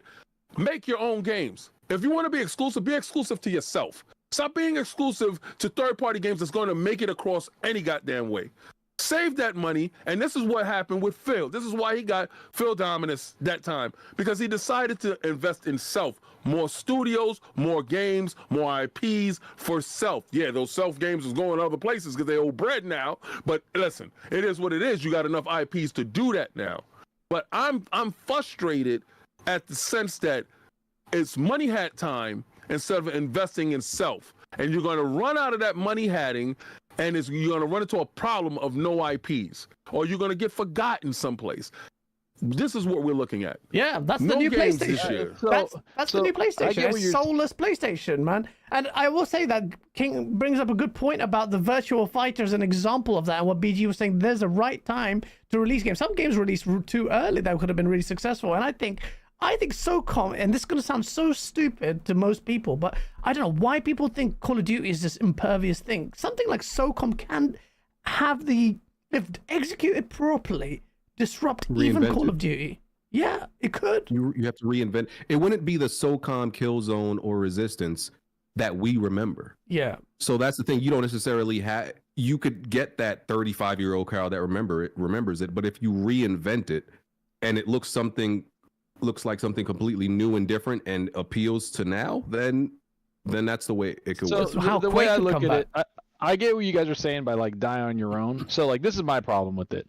If they bring out old IPs and just reimagine them to be a live service game or whatever, that to me just kills any hype that I would have. The number one thing I want is like basically new shit. So that's like, I get what you're saying, like use your big IPs, go, but no, man, like when we look at things on movies or any form of media where they change the original like scope of what it was, like call it they changed, somebody from a man to a woman on something else, people get mad because it's not the source material. So when a God of War live service game comes out, I'm annoyed because I'm like, bro, that's not what God of War is. Like, don't be doing that. Like, that just sounds cheap. It sounds uncreative. It just sounds dumb to me. Now, if you're going to make a live service game, then put some creativity in it. Create an IP. These IPs exist because somebody had an idea, executed it, and people remember it. So why not do the same with a live service game? Like, and I get like Concord and there's stuff like that, but that's just like, that was just a dumb game that people like, I don't know, were being fake positive in their own department, but make something new that people stand out. The reason why Helldivers worked is because the first game had that in mind of what they wanted to be, and they built off of that. That's why Helldivers worked, and they leaned into their own IP. Yeah, but you're making the case that for is what? categorically wrong. That is completely wrong, because if it just launched on PlayStation without that PC help, that game would have failed, and it would have failed miserably. And don't sit there and tell me, oh, the Helldivers 1 is on PC. Helldivers 1 is on PC, brother. I'm talking about on PlayStation. We're talking about PlayStation here. I'm talking about just IPs. I'm talking about IPs because Helldivers 1 is on PC. My bad. Then let me remove that categorically wrong away from you. I thought we was talking about a console in distress. My bad. No, not a console. I'm just talking about IPs and live service. To me, I don't look at Sony as just a console in distress. I look at it as a company in distress right now. Like that thing is like they're bleeding money. If you're still making the God of War single player games, right, and you're not harming that studio that does that or stopping them from continuing that, I also don't see anything wrong with extracting something else out of that same IP. I don't see it being an issue. And I think you can look at Halo, right? Halo, I think one of the problems with Halo is you could say the same thing, that there's a certain age group that Halo appeals to, and under that age group, I would say like under 30, they don't give a fuck about Halo like that. It's not because Halo is obsolete, but I don't think they've reinvented Halo to appease to both the people over a certain age group and the ones under it. That's the problem. It's not that it's too old, but you like if we grew up with Halo. So we're well adjusted to how it plays. Yeah. You give one of these kids of a certain age Halo, they're gonna be like, "Why does it play like this?" That's different. Like, what? Why does it move like this? I gotta shoot like this out of scope all the time? Like, huh? Why? It doesn't make sense to them. Yeah. I mean, and I'm not saying change that.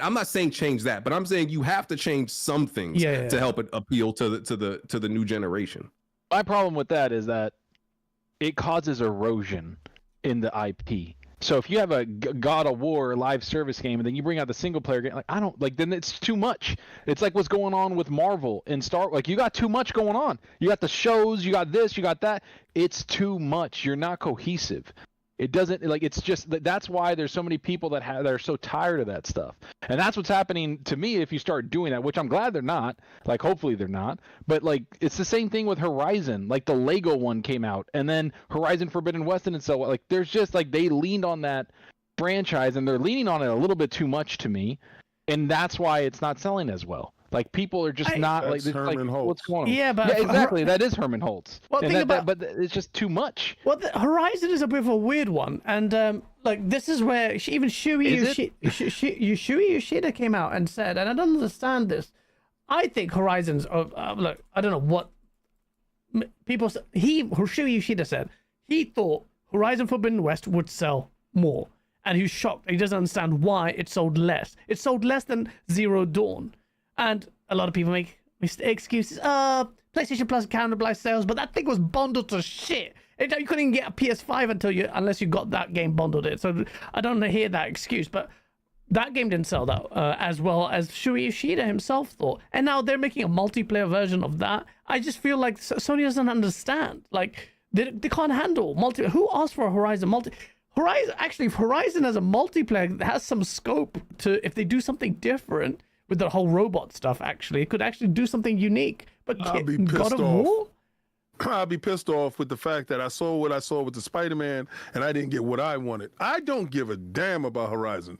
I never have, never will. I think it's boring IP. I got the first one and the second one I played inside the service. It's whatever. I want to play stuff that interests me. A lot of that stuff interests me. The God of War stuff interests me. I was doing a little extra stuff in the God of War. That stuff interests me. I don't care about Horizon, and I don't think the fan base is yelling out, we need Horizon multiplayer. I do hear the fan base saying when they did leak that Spider-Man stuff, oh, it looks really cool. Why didn't you just say, you know what, let's double back. Let's put it in a beta test. Let's put a small group out. Let's put it in, early access or something like that. Something to see if engagement actually works. And I'm sorry.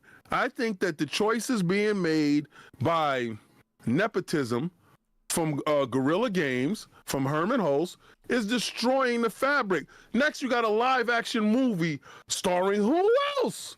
Horizon. I don't know how they're gonna make that. Give me a live-action movie shit, of God of War. Give me a Sly Cooper movie made like Mission Impossible. I don't give a damn, but leave that Horizon stuff alone. This guy, he needs to be gone. I think the reason why they got two CEOs. Well, he was with Guerrilla Games. I believe the reason why they got two CEOs is that they can get rid of this guy and be like, well, we still got a CEO in place and he can just take over the duties. I think after we see whatever the financials look like and her Concord financials finally makes the scene, we can see how much they actually lost as a company on an IP based on something that he was pushing internally. And we also heard that it was toxic positivity. People can say anything bad about the game or give any feedback. And the game came out was utter failure and they had to give back money. Sony doesn't ever give back money on anything. On people that made mistakes on purchasing, they wouldn't give them back a nickel. But they gave back every last thing, shut down servers and closed up the show. Drop Astrobot on the same day to cover up the stink of the dead body.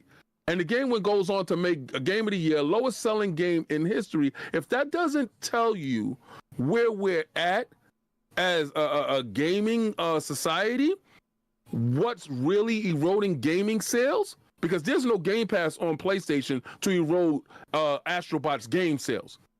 Look at it for what it is. Herman couldn't see the forest for the trees. He made huge mistakes. He pushed an IP that shouldn't be pushed, and he's still pushing it to this day, and he's going to push himself out the door with Horizon. And he should, because there's other games that I'm more interested in that should be pushed, and he's too focused on this stupid Alloy. Aloy needs to. I need to head out, brother. I need to go to that birthday party. All right, no worries, man. Thank you, glad I got a chance to see you. Yeah, you too, King. Hey, BG's good talking to you too, man. And Addict, my bad. I just saw you join, brother. And that cat's awesome. What's the cat's name? You left just because I showed up. Yeah, as soon as Addict came, shit. I got scared. He looked at that was like, nah, I ain't dealing with that, man. Don't worry. I don't like dealing with myself half the time too. So turn your camera on, Addict. Nah, it ain't that, brother. All right, boys. I'll talk to you guys later. Take it, man. Peace out, bro. Shout out to 465 people watching, man. Smash the like button. We're gonna just read this super chat. Super chat, Champagne Supernova with the 2 Australians. When I play Susan Storm, I just use my right hand to play, which is great. Thanks for sharing that. Lucifer with the 2. The only thing saving Sony is Microsoft's games. Oh shit. God Emperor Sofa. Yeah, good. See, this is what I'm talking about. I hope it's highly successful. I hope you purchase all the old games that these guys don't care about. I hope you purchase it by the boatload, because the idiocy, I told you, was a poison pill when it happened. The thought process in you getting 30% and these guys getting 70% is exactly what's wrong with it. Listen, I'm going to get some 70% from you too. I'm going to send something over there to get 70% because I need to fund my games too. So you keep on thinking it takes away from sales from actual games that you wasn't purchasing anyway. I don't want to hear it. I'm sick and tired of hearing people talking about Xbox games going over there. Yes, it's a sale, but it's taking away from your first party sales. And yeah, you're getting 30%, but you thinking about that 30% like this. Think about it like this. If you built your house, your trap house or whatever, and you're making your sales inside there, I come through. You already established your pipeline. You already got your people coming through. I come through, give you work, and I'm telling you, here's 30%, and I'm getting 70. You did all the hard work.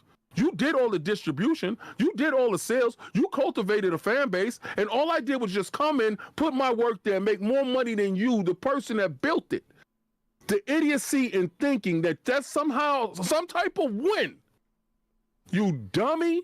We couldn't sell on our own block, but you was pumping. We said, yo, you know what's crazy? Let's send some stuff over there to them since they got the fan base. And you'll claim y'all hate all Xbox games. But bruh, they're selling. And they will continue to sell because you are a liar. Well, the Sea of Thieves facts. King David dropping some balls. Sea of Thieves have gone for time. Number Halo one goes over there.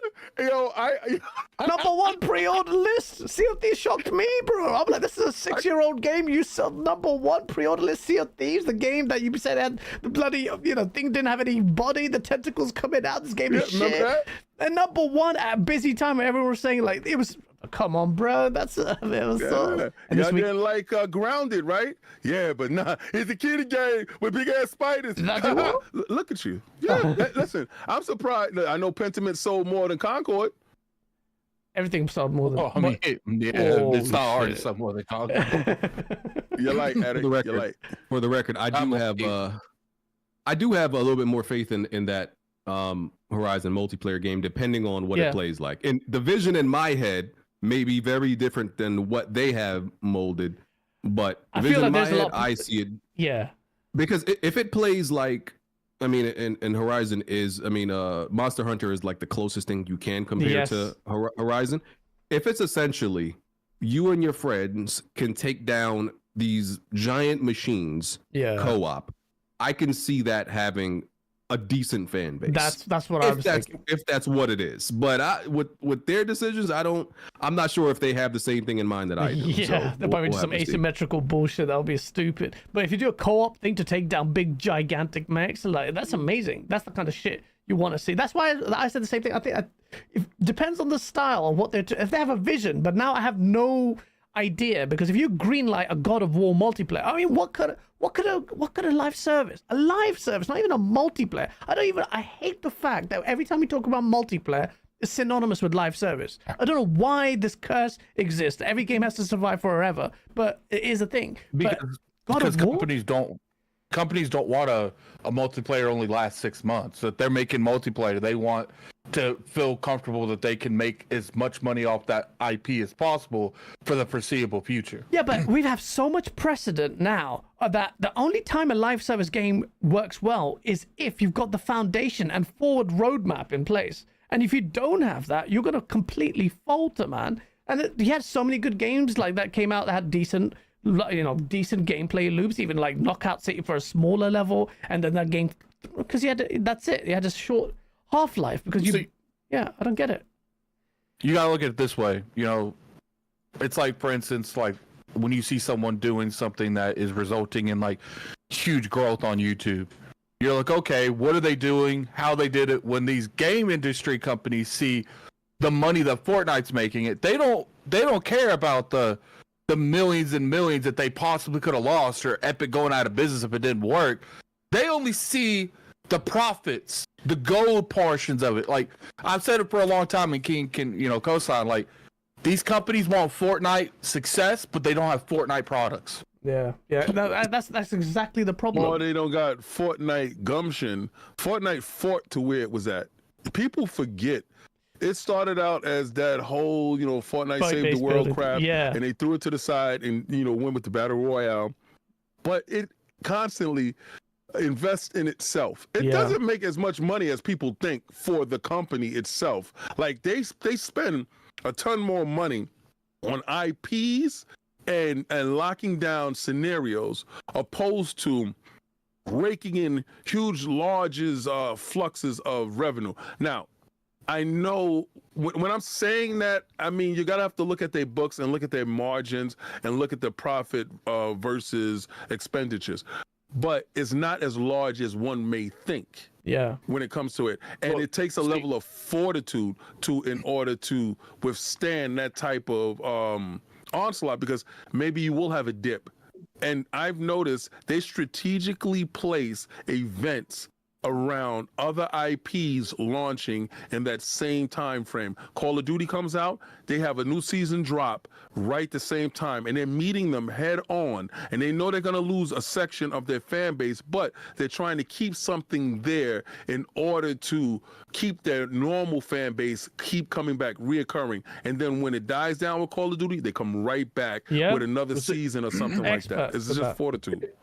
Here's the thing when it comes to like Fortnite, like they make a lot of money, but when you go on there and you spend like $20 on like a Naruto skin or something, Fortnite doesn't see that whole $20.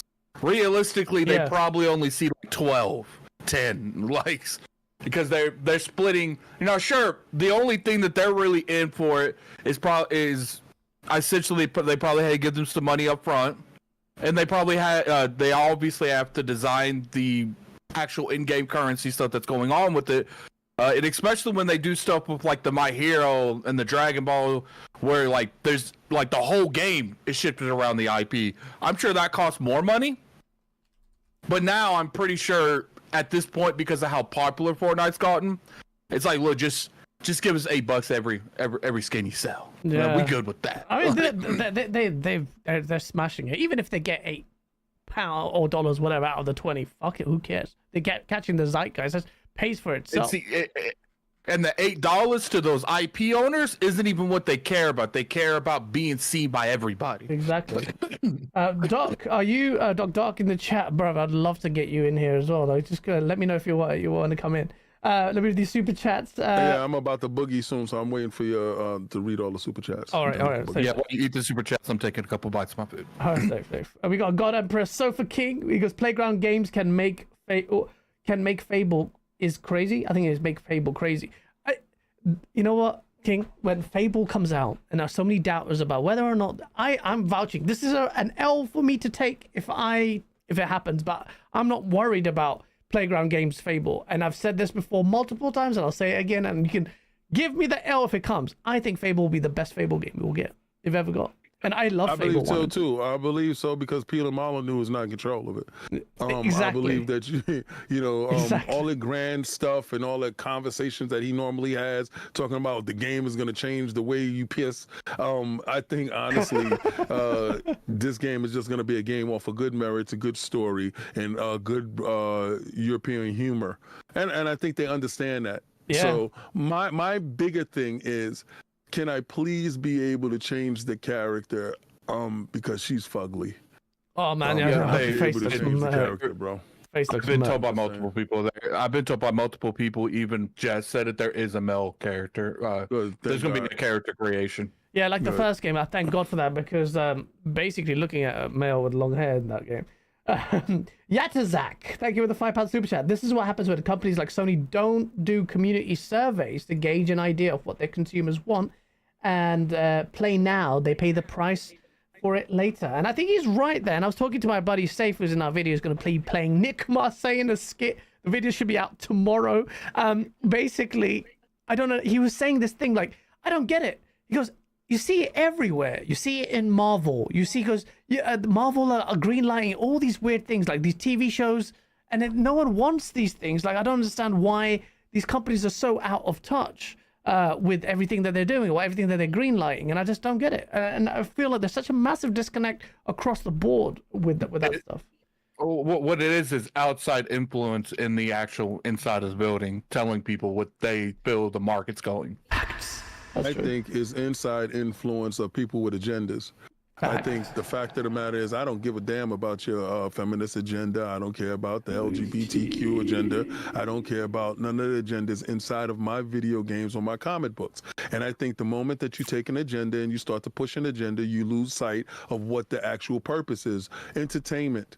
And once you lose sight of entertainment, and the political agendas too, because a lot of these stuff turned into political crap. I don't care about Democrat or Republican. I don't think that should be in any of my mediums that I choose to consume as a form of entertainment. But the fact of the matter is, people with agendas come in and they tear up our mediums. Yeah. And it's disgusting. I stopped reading comic books a long time ago. I'm a huge comic book fan. But once I have to go through your agenda to get to an actual plot point, which convolutes the story, it kind of loses me. Yeah. And it's the same thing with video games. If you're going to push your agenda to lose a plot point and it hurts the medium, then you shouldn't be here. And if that is your absolute goal, is to destroy the foundation of what video games is, and it's supposed to be fun just to push your agenda, well, get the hell out and go away and let us get back to gaming. Yeah. Because I'm going to tell you something. I've been playing Marvel Rivals and there's no damn agendas in there.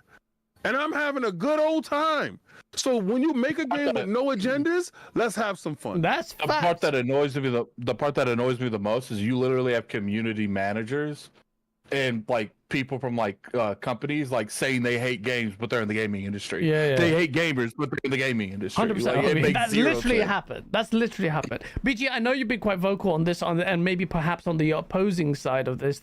And I was actually because I made a video go woke, go broke, basically what it was, and a lot of people took it at face value, didn't actually watch the video, and the two sides that I talked about. You know, you got these dickheads like Ian Malshong and your Grums who just grift. Like, they don't give a shit. They're just making money off people. And then there's the other side of it where you've got, people who are just adding these agendas into these games. And there's a middle ground there that, people are just, a lot of people are scared. They're scared to talk about it. And I can see it because they were like, oh, well, if you even, like, people said this about me. They're like, oh, wow, why are you looking forward to South of Midnight? I thought you hated woke stuff. She's like, what's woke about South? Because she's black?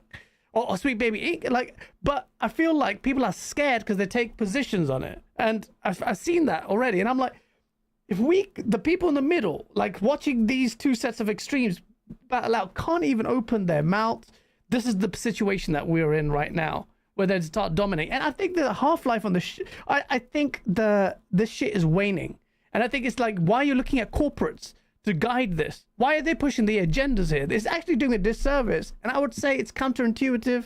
It makes, as I said in my video, it actually serves to exacerbate the hatred for the marginalized groups that you're supposed to represent, and these companies are the worst to do that. Like Microsoft's no curvy female shit. Like, get the fuck out of here, man.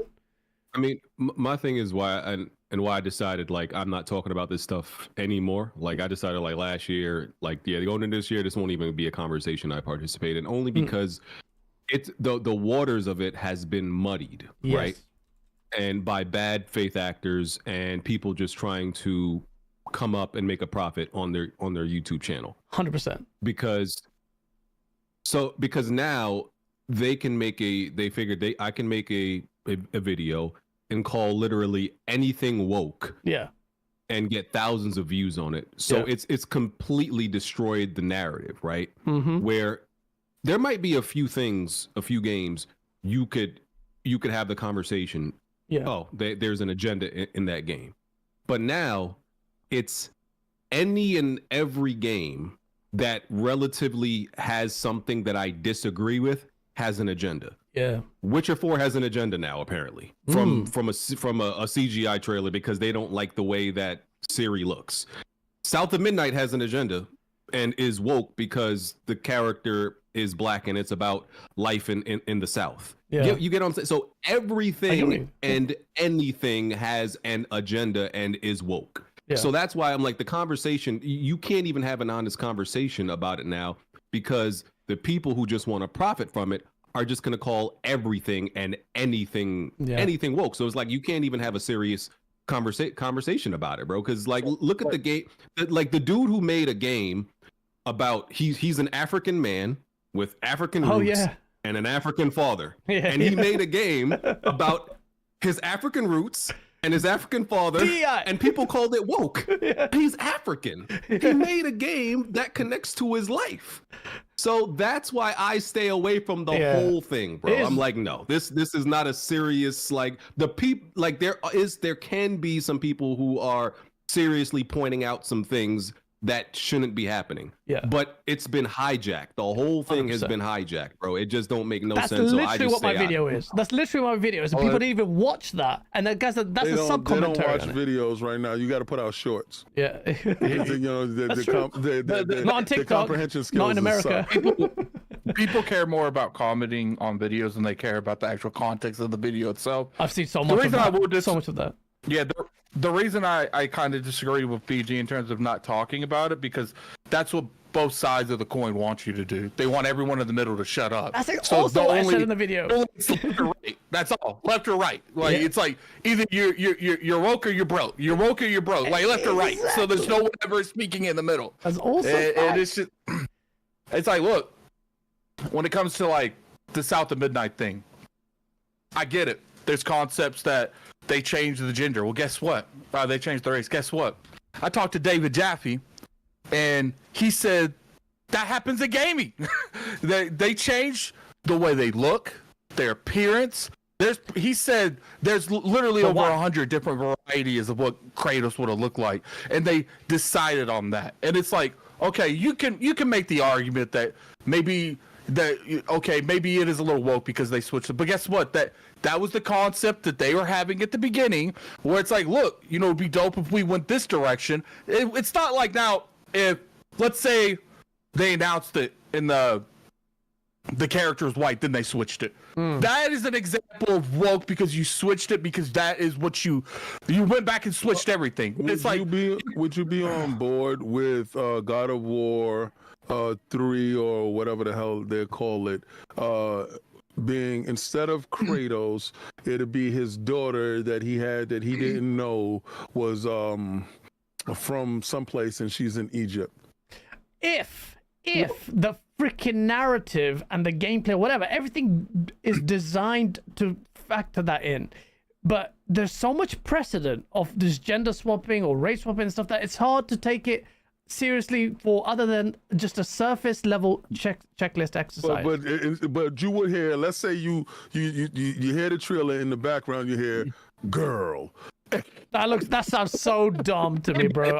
Instantly my eyes would roll into the back of my head. I'm not gonna lie. Exactly. So you automatically have shut off immediately from the concept and the thought of that, right? Because of all the rhetoric that's around it. And I salute BG for saying I'm not even going to be part of that type of conversation because people have hijacked different agendas, different modi, and they're starting to use it. And it's like a dog whistle. Right, so one agenda joins the other agenda, and they get into it, and they use it. They bracket it with this word woke. That could mean 1,000 other things, but whatever they're actually calling it. They've stolen the woke terminology. Let's be honest. Well, you already know that. You already know that from religion and stuff like that. But this is the reason why I said I named them what the agendas were. And I'm not going to allow individuals to say woke and blanket statement. If it's a feminist agenda, say it. If it's an LGBTQ agenda, say it. If it's a political agenda, say it. If it's a race agenda, say it. So we can know how to identify you. Because when we know how to identify you, then we can categorize you and we can place you where you need to be. So that way we know exactly if you're not about this, then we don't need to view this. Right? But people use that word so they can hide and still operate. But I'm getting ready to bounce out of here. All right, man. Thank you, man. I did want to talk about Yoshida and the wrongful treatment of Yoshida, and I respect that man. A pure legend, and I believe that he was a disruptor in the building, and I think that they had to isolate him and evacuate him from the premises. And the fact that he's not going to go sweet into the dark night, he's going to push on, and he says, my DMs is open. I'm looking for X, Y, and Z. Did he say that? He said, yo, you can hit me. My emails is good. Microsoft, God, man, that would be crazy. They need him, and the reason why I say that they need him. That he wouldn't make comments on the Xbox thing, because look, do I think he's going to Xbox? Absolutely not. But why would you, in the situation he's in, burn bridges that might not even form or reform? You don't know. I think they already reached out. I think they're coming to a figure or something like that. And because listen, let me explain. I believe that he was integral in keeping them afloat in a year where they had very sparse AAA titles. I believe that he was integral in getting Shift Up, integral in working with Black Myth and talking to Sean Layden, because I believe those ties are still strong. I believe, and I know you're going to say, well, Sean Layden works with Tencent. Yeah, and Tencent is the Chinese government, and he has access to going over to people don't understand how networking works. All right, understand. He who knows who can know stuff. It's about who you know. Right, and I believe a lot of those third-party titles and those indie titles that were over there that made their bones on the PlayStation was all through a lot of his due diligence and his work. I believe that the man is a true baller when it comes to this gaming space. I think he knows how to see great stuff. And I think they need him. I think Microsoft doesn't have a great eye for talent. I think they don't have the necessary connections that they need, because it's not that, especially in that region. Real quick, I don't think I'm getting ready, Boogie. Let me just finish this, because this is not even a debate. I don't think Microsoft doesn't have an eye for talent. I think the people that have an eye for talent are in any situation to be the eye for talent. Well, I believe that they don't have an eye for talent. I believe that given this guy with the eye for talent and the access that he does have to all the individuals and the cachet he does walk in a room with, I think that speaks volumes. I don't care whatever his check is that he's asking for, give him his check. Don't put him in a slop sink. Put him front and center. Make him a VP of third-party initiative. Make him something, but give him a title that is befitting his experience. Put him in a position where he's going to be challenged as far as getting games over to the Xbox ecosystem, because I do believe that they are challenged when it comes to third-party stuff. When you hear stuff come out and say that third parties are not going to Game Pass based off of X, Y, and Z, I don't care how factual or infactual it is, but that narrative being hummed in the background will always be a drum that you will hear silently going on. I think you need somebody with his level of cachet. You already got Connie. Get this man over here. All right. You didn't need Jim. You don't need none of those people. But this man has the DNA and the fabric to make magic happen. Himself came up with the idea, say, this is how we trade games. That meme, that stuff killed you guys in the Xbox One generation, and he is the reason why you're behind and you can never catch up. Get his ass and figure out the magic and let him do his thing, and then give him a great send-off party. Then let him go away. But I think you're saying if Michael Jordan's available in his prime, I'm getting him, and he's Jordan in his prime. Oh, shit. BG, I am so glad I got a chance to share this platform with you with all these people thinking that we don't talk. But not knowing BG is the reason why. If y'all like that Xbox Frontline intro, BG and Addict was integral in that even coming to fruition. BG doesn't gatekeep, never have, and always supported us, and I appreciate him. The one chance I did get a chance to meet him, I didn't get a chance to meet him. It was at a PAX, and I was kind of pissed off that I didn't get a chance to meet him. But hopefully I get a chance to meet him. We're in the damn same city. I don't know why it's not happening. Addict, see your ass tomorrow. Love you, brother. Gaz, keep doing what you're doing. I'm calling you the Turkey Al Sheik of this, because you get people to talk and get people in spaces. People, if you want to see me, go to Xbox Frontline News, where I drop videos daily, and also Frontline Gaming Streams, where you can go over there, jump inside the Discord. I stream every day. If it's not Marvel Rivals, it's Fortnite or something else of that nature, and there's other games too. And if you want to go to my Twitch, where I'm playing my PlayStation 5 Pro, you suckers that don't got one, that claim like you got one, I'm playing all my PlayStation games over there. That's King David ILP at Twitch. So if you had fun, I appreciate everybody here that was watching, everybody that super chatted, and if Gaz want to send me something, that if somebody asks me a specific question, I'll answer it on Twitter so y'all guys can get it. Definitely will. Peace, guys. Thank you, Have man. a blessed night. You too, man. Take care, bro. Let me catch up with these super chats very quickly. Thank you for them. There's quite a few. So, Rambling Entertained with the 2. Don't worry, the 2 apps on my PC will be fine. PC Master Race, bro. I'm there. I'm there with you, Rambling. Black Viking, good to see you, bro. Good with the 5. We're super happy to see King here. BG, you want to make a Weapon Wheel podcast hype video? What is that about? I'm not sure. Who said that? Black Viking. Black Viking said he wants to make a hype vid. Oh, I'm not sure what the hype video. Well, I guess he mean promotional video. I don't know if we need one, but hit me up. Yeah, definitely, man. JDV plays with a 5. Thank you for your super chat. Because PlayStation will be in genuine trouble if the next batch of first-party games don't succeed. A reset of 5 years is a massive setback. Do you believe that, BG? No, 5 years is a big deal, and like I said, no, like a studio not having a game out for a whole generation is crazy. Yeah, it is mad. Addict, this could be real quick. You know what my I guess my thing is, like, I guess the only thing you can compare like these cancellations to is like the Sony hack that happened during the PS3 era. Yeah. Like that time was like the worst time for Sony overall. Like that was like bottom of the barrel for them. Like they hit rock bottom around that time. Not only because of the hack, but everything was going bad for them. Yeah. So I kind of compare this time to that time, and I'm not sure which one was worse, but I'm like, if they came back from that, I think they can come back from this. Wow. So you're saying that PlayStation is at its weakest point in a very, very long time since the PS3? Yeah, I do think the PS3 time was much To me, I think it was worse. A lot of people think of the PS3 with rose-tinted glasses. Shit was terrible for Sony as a company at that time. For gamers, we were still getting games, but everything surrounding it was terrible. Damn.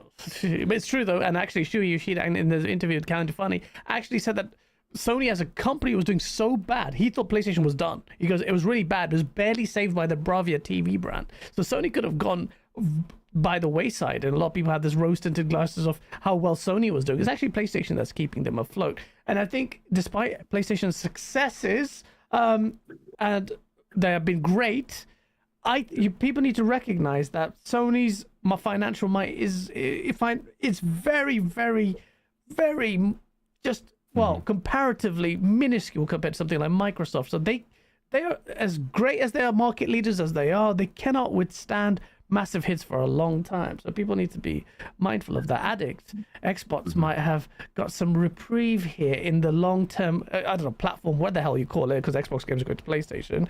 But, you know, if Sony is now has shot itself in the foot, Addict, Xbox could be laughing it up on the first party front. No, that's the battleground that a lot of people always mark the lines of. And I know you care about it because I saw your reaction to Indiana Jones. Well, I mean, what comes down to it, it just depends on exactly, you know, we might care about first person, and I think a lot of people do, but in terms of like the general masses, they don't see a Final Fantasy VII and oh, that's a second party, you know, money-hatted thing. They see that as an exclusive to PlayStation, and that's what they'll always see. Even when that game goes to PC, goes to Switch, goes to Xbox, those same people probably won't even know. Yeah. Because they've already beat it and they've already moved on. Yeah. And that's what PlayStation's going to do. You know, they thought, look, you thought PlayStation was money-hatting before? Yeah. They, in my personal opinion, they are going to have conversations with anyone that's even remotely considering doing it. And I think you could potentially see 2 or 3 money-hatted games a year for the next couple years. You're going to see them double, triple down, man. And see, but the thing is like people sit there and they clown on it, but it works. Yeah, that's true, and I think that's waning as well in terms of effectiveness. But and hold up, someone said, "Well, Square Enix is over." I think Square Enix is over for their big titles, but don't get it twisted. If enough money's handled, smaller titles that they're working on, I still think those are easily money added. I think so too, as well. I think so too. Let me, sorry, I lost the super chat. Yeah, here we go. Gamer Live Studio, thank you for the $10 super chat, man. It's very generous. I've been saying for years, and BG knows this. But let me say it again. PlayStation has lost this generation while Xbox has won this generation. It's over and done. Pack up your bags. I'll see you in PS6. Lol. Gamer Live Studio. I don't know. I don't know if I'm gonna treat that as him trolling. Is he? Okay, I must be. Because if he knows you and he's saying that.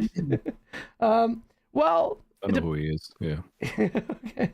Shabs for the 5. He goes, great panel, love it. Sub to the channel if you haven't already and hit the like button. Smash the like button, man. And Kupo, necessarily. I'm going to hear Kupo on Thursday on the Xbox front. I wonder why. Demon Time Reezy with the $2. Pathetic pork begging pony still got no games. And then the polar opposite, Super Chat, with Face with a $20 Super Chat. 30% of what they make from Xbox games is what Sony's using to keep games off Xbox. And marketing deals, sir. And that's exactly, he's addressing King, but King David's not here. And that's what Phil Spencer actually echoed. So thank you, Face, for that generous Super Chat. I mean, he's not wrong, but at the same time, like, look, like, in my personal opinion, I do think that the Xbox as a hardware is in danger, and you know, I don't know what the future of that hardware holds, but I'm not gonna sit here and tell you that Xbox the company is in danger, because I feel like they're in the best place they've ever been. But as a hardware manufacturer, I don't know about that one. That one, it looks weird, man. Like I had King Thrash on last week, and a lot of people took issue with me agreeing with King Thrash on. A lot of people have issue with me having King Thrash on, despite. People had an issue with me having Dreamcast guy on. It's like, dude, why are you in the chat? Dreamcast guy on though? That's just dumb, bro. Oh my god, shut up! Like, my thing is like, if you were in there the same people that's complaining about the guests that we have on, they're watching it. So clearly it had some kind of demand. Bro, have you seen the steak he made? Like, he freaking burned the shit out of that steak. Can't make steak, bro. Would you have DCG? Yeah, you hate the man because of steak? Come on, bro. I don't actually hate the man. Everyone thinks I hate the man. But I know. Listen, Dreamcast guy is the guy to punch on. Like, I don't like. I'm pretty indifferent to the guy. A lot of people hate him. I'm just like, You know. I'm actually the same. I actually find it funny because ironically funny. I don't hate the guy. The guy, he said that in a video. Me too. I don't know. Hate is a strong word. There are people I do hate, but DCG is not one of those people I hate. Do I think that Dreamcast guy, captivates on the PlayStation audience because he knows how things work in the algorithm? Absolutely. 100%. I asked him multiple times in multiple different phrases. I still disagree with his statement, but I'm not going to sit here and tell another influencer how to run their brand. That's what he gets, and that's it's clearly it's successful. Like we sit here and clown all day. It's clearly successful. So who am I to tell someone that's doing better on YouTube? And you know what's funny? Guys, someone tried to tell me how am I going to platform Dreamcast guy? I get that all the time. People don't know what they be talking about. Yeah. Like when people complain about platform someone that's like 10 times bigger than they don't know what they're talking about. Why would you have this person on your show? I'm like, it's gonna hurt. And like, hurt what? What are you talking about? Shut up. You're watching still. You're here. I've been getting that for years. For years. Hate watching is like my thing. Guys, when did we get to the point where people can't even get an opera? Like, people are so obsessed with canceling certain people, they don't even care what any kind of thing that's going on behind. Like, tell me why you do this. This is what people say about you, Dreamcast guy. Tell me what you think about it. People don't even want to have that conversation. It's like so. And I said, I was like, look, you can disagree and you cannot like Dreamcast guy, but I do personally believe this man has done nothing even remotely close to the point where he does not deserve a platform. Remember when VGC had him on a panel? Oh my god, they actually turfed him out. That was so deep. Can we just merge that? It wasn't that serious. Like, listen, I'm not gonna like I think hating on somebody else's opportunity. I could hate you. I'm not gonna hate on an opportunity you get though. And you know what's funny? People sitting there like, oh, do you know how easy it would be to just make a bunch of videos on like on Kid Smooth, my whole channel, just a detractor Kid Smooth channel? I would be 20,000-30,000 subs deep.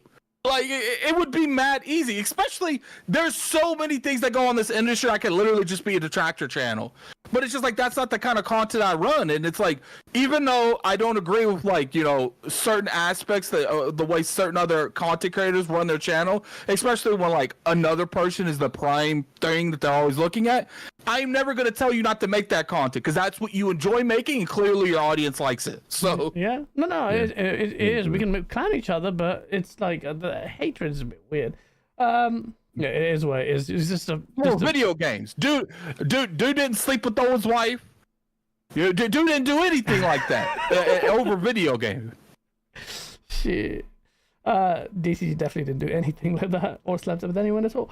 Demon Time Reezy, I'm just playing, with a $5 super chat. Xbox is the new Frank White, selling that blue magic on PlayStation street corners. Trojan horsing the competition, spreading like a virus. It's already the narrative of King David is taking hold, like the Benny Gesserit. He's been whispering those terms, and I'm going to adopt them just to make people lives difficult. First, 23 Brooklyn, New York with a $2 super chat. Herman didn't greenlight those games. Jim Ryan did.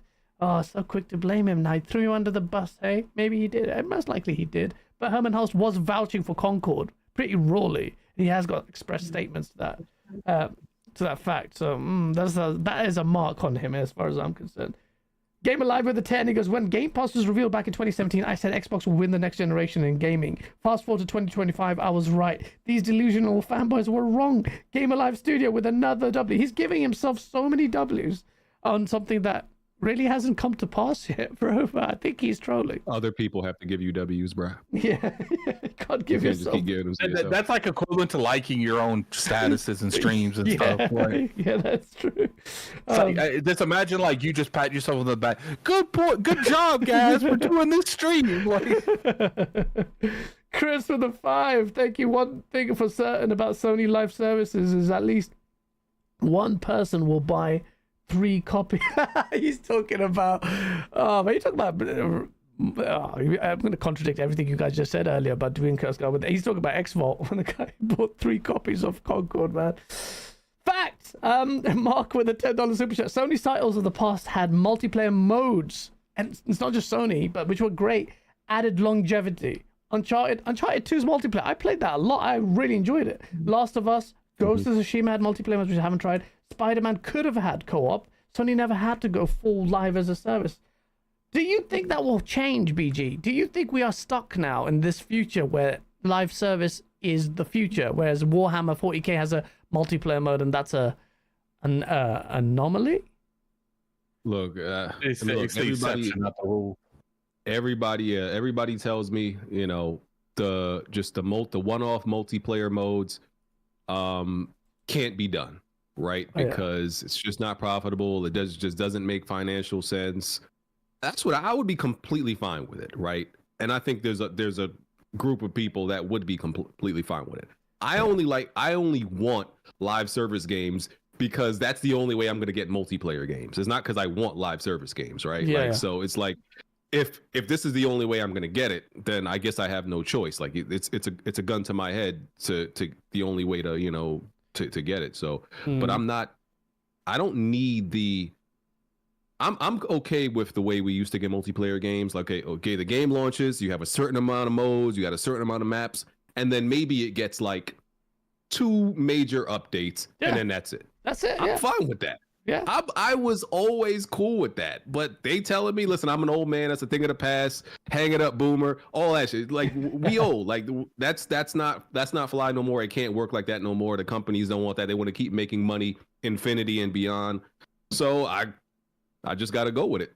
Yeah, I actually feel like because of these business models, it's made the gaming industry worse because now it's inflated all the budgets, it's inflated all the quarters, and now it's like when we used to be comfortable making, you know, 150 million, 300 million a quarter because of these games and how they've inflated the market so much. Now we're not happy unless we make $1 billion a quarter. It feels like it's greed there. I just don't see that, and like the overwhelming need to make them that way. I don't know if Dr. Ark's still there. I'm just gonna message him. Someone said that he wants to jump in. You couldn't? Okay, fine. Well, that's what I said he said, but maybe he changed his mind. I don't know. I'm just reading something in chat. Maybe a bit late though. Personally, Pringle with the 5. He goes, Kingdom Come 2 is woke now because there is an optional gay dialogue in my laugh in my house off. These people are 2 sides of the same coin. Personally, like I said in my video, that's the problem.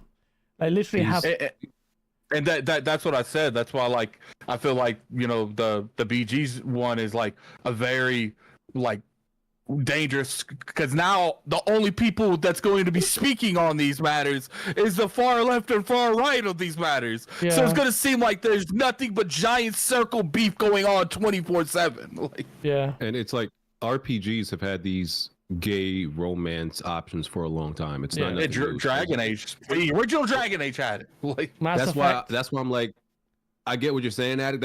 That's why I'm like, bro, what am I arguing with people for who don't understand that these have been options in games for a long time?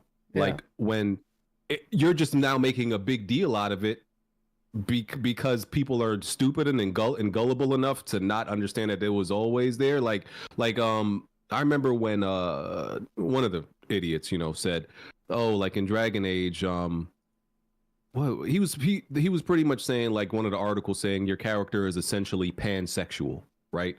Meaning that they're not necessarily attracted to male or female. That means I don't even know what the hell half those terms mean. But all it means is you can choose who you're attracted to. Does that mean in other words, that's what it's. It's just, that's what it's always been. That's what I mean. It's bisexual. Like, I don't know why we changed the name again. I don't know why you need all these letters. It just means gay, bro. Everyone's just gay. If you like that, pansexual means you bi. You like gay, bro. You like just. No, literally, it's the same thing as how it's been in the original Dragon Age, like Addict said. But now they're making a big deal out of it. I'm like, bro, it's always been like that, and that's why I just can't do it, bro. Because I'm like, I don't even think you're a gamer if you don't know that.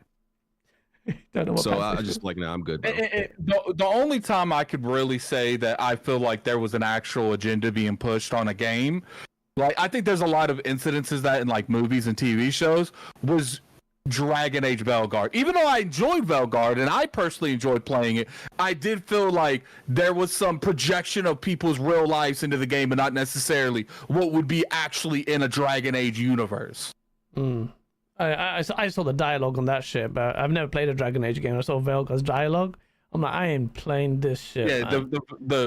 the dialogue is definitely shit, the worst man. part like, about it. Oh, But it's just like like they that them, is- and it's just like, bruh, like the dialogue is shit. It's just like I don't know. I can't do that. That's the only like real. Now, obviously, there's a lot of gray areas, guys. Where somewhere you could go either way. Was this meant for an agenda? Was it not meant for an agenda? I never feel like when I look at these situations, there's enough information to really decide if it's left or right. But that was the clear one that I was like, yeah, this feels like something I would see on Twitter. This don't feel Dragon Age like. Bro, exactly. I'm the same boat as you. Not that I had massive compulsion to play that game, but yeah, that was just like, this is just a byproduct of like Twitter conversation. Yeah, you did. I beat it. I enjoyed the hell out of that game, but I'm not going to be one of those people to act like those issues aren't there. Did it bother me? What was not the story necessarily. like, the story sounds. The dialogue looks The shit. story was okay. The story's fine. It's the dialogue of the choices in the story. I mean, the dialogue generally just sounds shit. Forget the they them stuff. Like, was it actually good? Like, The story itself was good, but the point of a Dragon Age game, and I'm sure BG can relate to this, is you always have options to what you want to do. There's always like, I feel like, because I went back and played the endings, I don't know if you did, BG, they're all essentially the same. There's no real different in choices, and the reason there's no different in choices is because they didn't make any of the choices and dialogue impactful throughout the whole game. So why would the ending be different in a different dialogue choice? Yeah, fair enough. Gamer Dad, you're gonna love this one. Free Black Bond, BG's a beta mail. You're gonna see a lot of this tomorrow, I think. On you, Weapon Wheel's coming back after a while. People have been asking me in my Discord. That on his own show. Are you gonna confront it? Just to answer, are you gonna deal with that? Yes, but I need. The only thing I'll say is I need people to understand. I've been on YouTube a very long time. Your tears and complaints do not affect anything I do. I need y'all to I've shown that on here that like y'all can dislike a video, y'all could say y'all hate me, y'all could cry, y'all complain. I have a newsflash for you. In 10 years, I've never given a fuck. So let's move on. That's what I like you, man. God Emperor Suffocating with the 2. Dreamcast guy looks like he says, "Hey, Smoothskin." Smoothskin. Oh my god, bro! I just read that properly. I'm so fucked. King Thrash with a 10. Oh man, that's fucked. I normally pick up on it, but you got him really fucked up with that one. King Thrash with the 10. Sony had the balls to drop trash rather than force. Oh, come on, King. Rather than force it with fake hype and doctored trailers, there are too many gas games to succeed. What new gas games are y'all playing right now? Will you be playing it next year? It's not about. Should they get props for dropping it early? Is this a point to make? Is this correct? Like, in that case, you could say that about any Xbox. So like Redfall, they had the balls to at least give the game an opportunity to try to do something. Like, I'd rather have that. And oh god, that game was ass. But yeah, I'd rather have all of them canceled. If they know they're not going to be appealing to the audience, cancel them all. Well, it's not the canceling, but factions. I want to see what they did, because the bloody drunk man. Even though I don't boycott his shit, it's the only person I really boycott his games, unless someone else is like him. I wanted to see what factions was. That's another game I vouched for, thinking it was going to be amazing. And I feel like, because they had some really cool mechanics here, almost like a co-op element of it, kind of what we hope Horizon will have. And there was this like 2-player thing, big, large like world. So it's like a PvE to PvP element to factions would be insane. Like those clickers versus like a 2 of you. It's like kind of what I imagine State of Decay would be. So I would rather than release it. I want to see what that game was like, and I don't know, man. I think that game was entirely built too much on the games as a service model. Because I was with you, they should have stripped it down and made it like the original factions with the updated mechanics, and just released that on the Last of Us Part 1 remaster. Yeah, maybe. Or Part 1, whatever they call that shit. Yeah. I've kind of gone we've gone all over the place with these topics, but we have to kind of like talk about what's happening with Sony now. To me, and this is going to be a controversial topic, and people are like, I guess just trolling, but I believe this to be true. I think the PlayStation that we knew and love has long gone. For ages, on this channel, I did, David Jaffe did, so talked about so much about their quality control at Sony. So Jaffe would mention, like, teams would go in there, have a look at it, and they'd be scared to say, they wouldn't be scared to say, no, this is good, this is bad. But now, and well, King Thrash might say, well, they were good, they have the balls to trash the game and delete it or whatever. But at the same time, you greenlit it and spent years on it. That means your quality control is terrible. And Sony looks weakest more than ever before. Where I used to give, and I still do, Microsoft so much shit for them faltering so much. Phil Spencer, Matt, every single one of them, I've murked them. Why on earth would you not apply the same logic to Sony? Because Sony is... My headline's going to be baity, but I do believe this. I do believe the Sony, PlayStation that a lot of people knew were dead. I think Sony, if anyone has a chance of bringing it back, it's Sony, because Sony needs PlayStation to survive. So if they feel like they can maintain the sanctity of PlayStation to be profitable, they will do it. But I don't think the market is saying that. I think they need to adjust. And I think the PlayStation that you guys loved is gone, bro. And another thing, I think Xbox's biggest Achilles heel and their biggest weapon to every battle has been Microsoft because of their money. But on the adjacent side, they always have to deal with the giant red tape that's everywhere they go. It's easier to move in PlayStation's area because when they talk to the CEO or they talk to Sony, there's more respect between them and Sony. But I'm sure with like Microsoft talks it again, Phil. You want more money?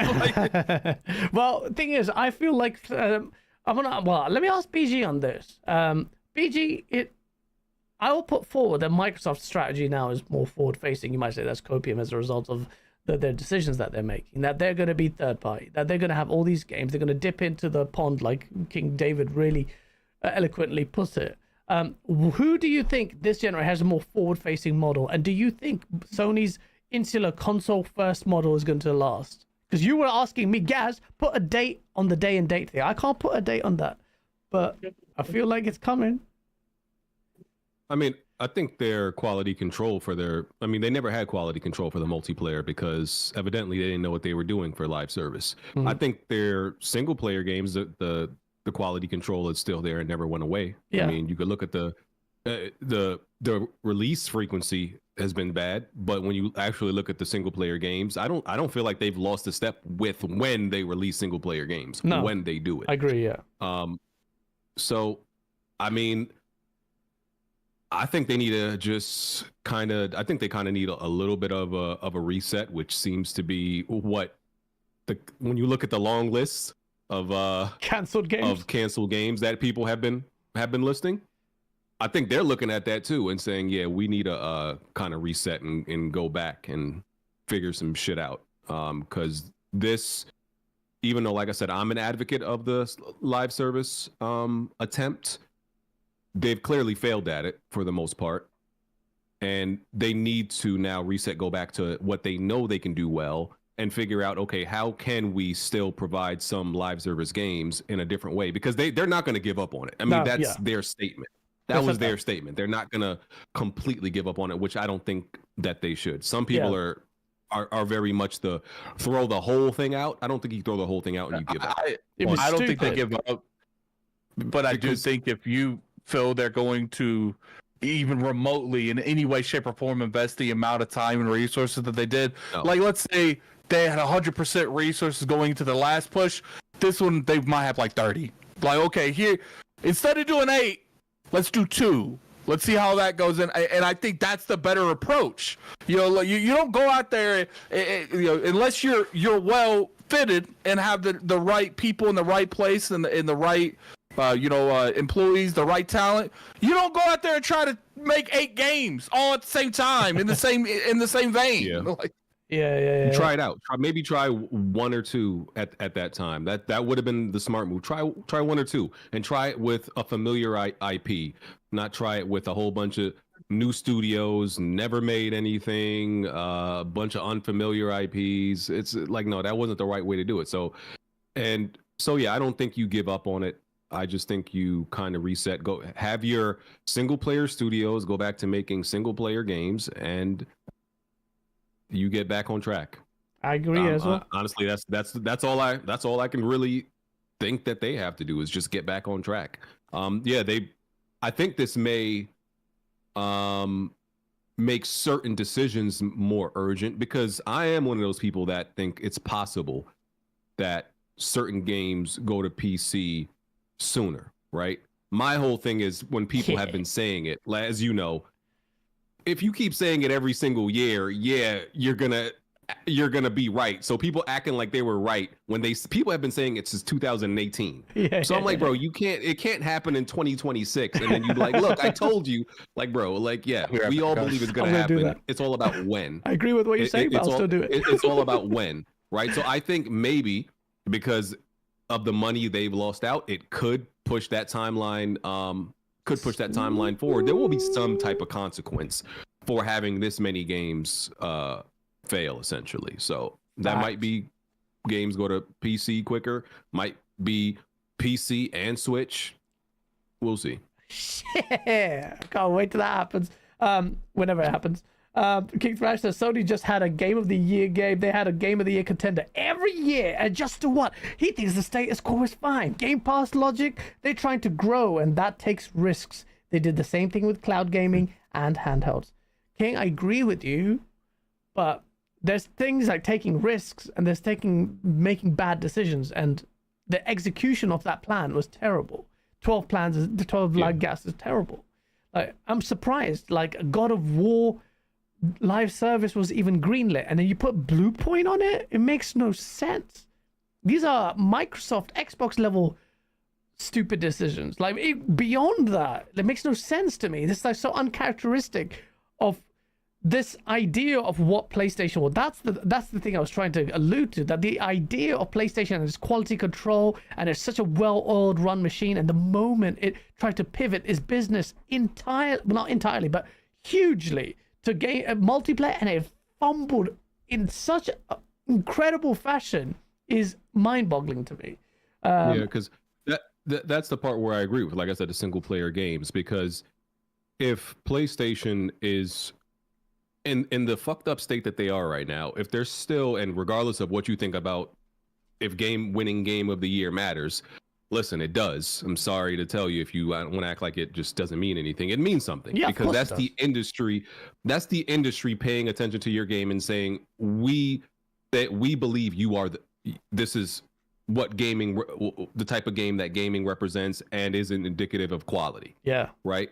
So it still shows that that's what they are capable of, still making the best games for single player, even in the fucked up state that they are. Now imagine if they unfuck themselves, again, then they're gonna be typical, old Sony, really, that dominates. So I will say this, like, as much as the Sony say that, it may sound like hyperbole that they're dead or whatnot, I think that the Sony can adjust, and I think they'll just learn their lessons. And part of this is maybe course correction.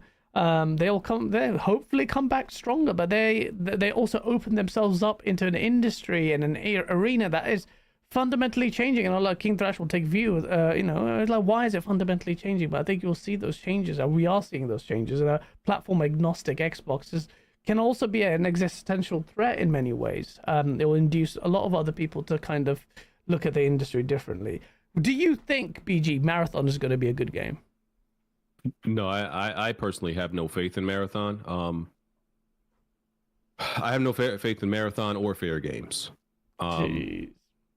Those games I just don't feel anything about those games, man. Like, I just don't. Like, once again, I had more faith in the games that were based on their own IPs. Yeah. Those got canceled as well, but I think those had a better chance. And I have more belief in like the Horizon game than Fair Games or Marathon. I don't believe those games are going to work. I mean, it's not going to be Concord, but that's a low bar. Do I think you're going to have more than 0 players? Yes. I think you're going to have more than 0 players. We can all. But that's all I'm going to give you. I feel so something about Marathon. I feel like maybe there may be potential for surprise, but it just seems like a far-fetched thing based on everything we've heard so far. I'm so surprised at how things have gone with Bungie that they just must be a mess if they took on that legacy name and then just shout out this kind of. I just think it's so weird that like I figured like the strategy should be at least to make a multiplayer game that somewhat bridges the gap between the fans of single player and to at least have them at least faintly interested. Yeah. You know what I'm saying? Yeah. Faintly interested in your multiplayer game, not making a multiplayer game that's so far and so opposite of what your single player games are. That part of it to me just was like, what? I don't get it. Don't make the polar opposite. Yeah. Make something like that could bridge the gap and like, that even though I'm not a multiplayer person, this is similar to what I kind of like about the single player game. So I'm at least going to try it out one time. Exactly. And it's become a hero shooter. Weird thing is morphed. Mm-hmm. Yeah, I think it's going to do badly. Quite hilariously, Epic Treasure gifted a membership and then she gave to herself after, despite 355 people being like, I don't know how you've done that, but that's crazy. And now she's gifted it to the mod. It's crazy. I don't know what's going on. It's a bit weird. But shout out to Epic Treasure for gifting herself and then someone else a membership. Maxwell Quevedo. Sorry, let me get this right. Maxwell Quevedo. He says, make me CEO of PlayStation. Even I can make better decisions than these CEOs that are disconnected from the fan base. Arrogant PlayStation 3 is back. I do feel like anytime Sony gets like comfortable, it makes dipshit decisions. I will say that. And this seems like a big glaring set of terrible decisions. So hopefully they'll have to course correct. But it seems like, but based on Shuhei Yoshida stuff saying there seems to be a little bit of a back and forth, a tussle between Sony executives. I think the story's a bit deeper, but let's see. And shout out to Epic Treasure also giving another membership. Final topic of the day, unless we want to add something to this PlayStation stuff. I think there's going to be a lot more development here.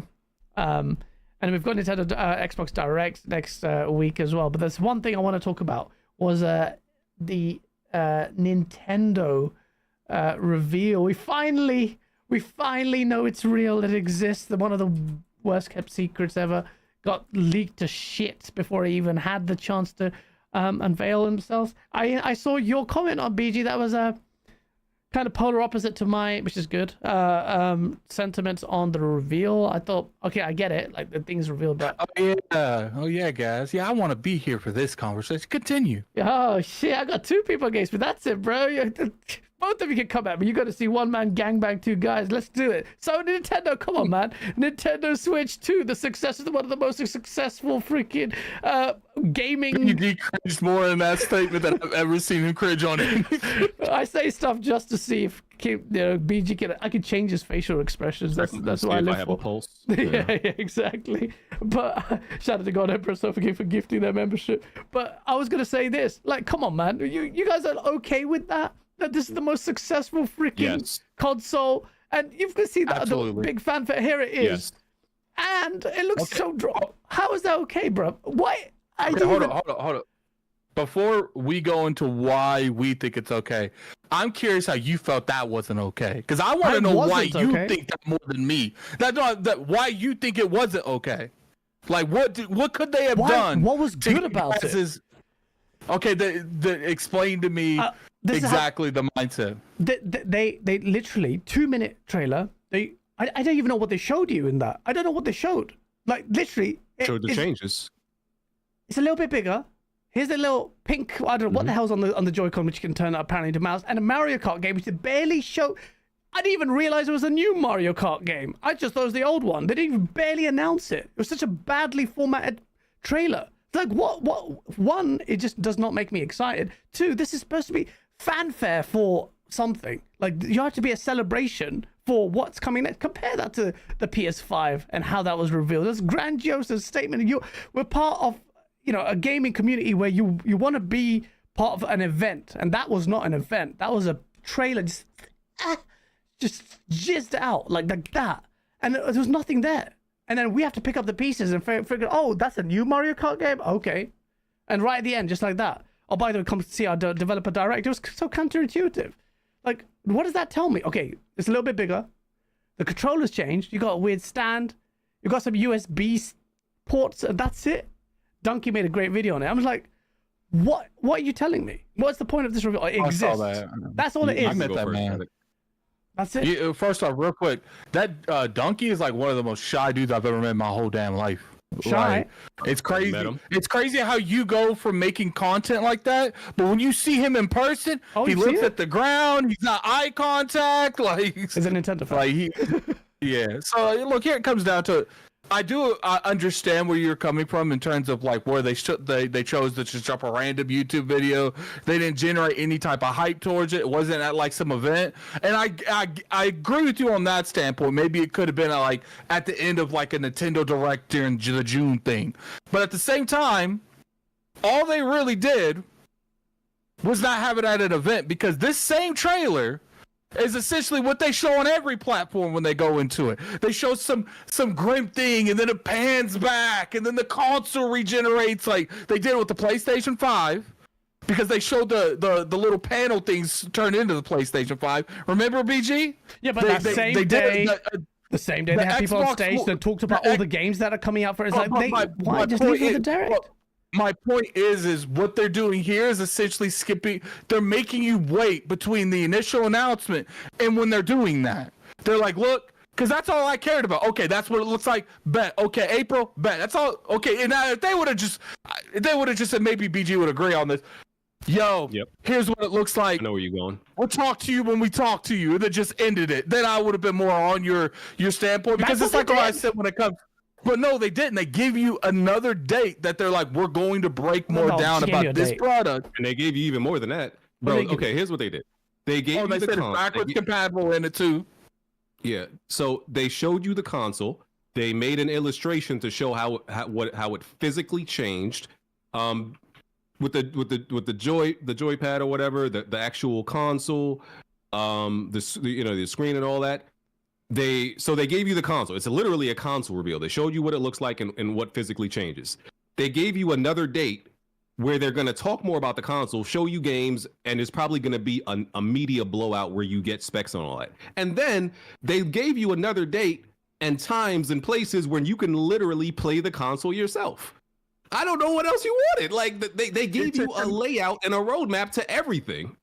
Bro, now, and then when you hold up, maybe he's talking about in terms of, okay, when they did announce the Xbox Series X, they did announce Hellblade alongside it. But to me, sure, would I say that was a better trailer to like generate hype towards the Xbox? Maybe you could argue with that, because I did like the hype that they generated with that Nintendo one.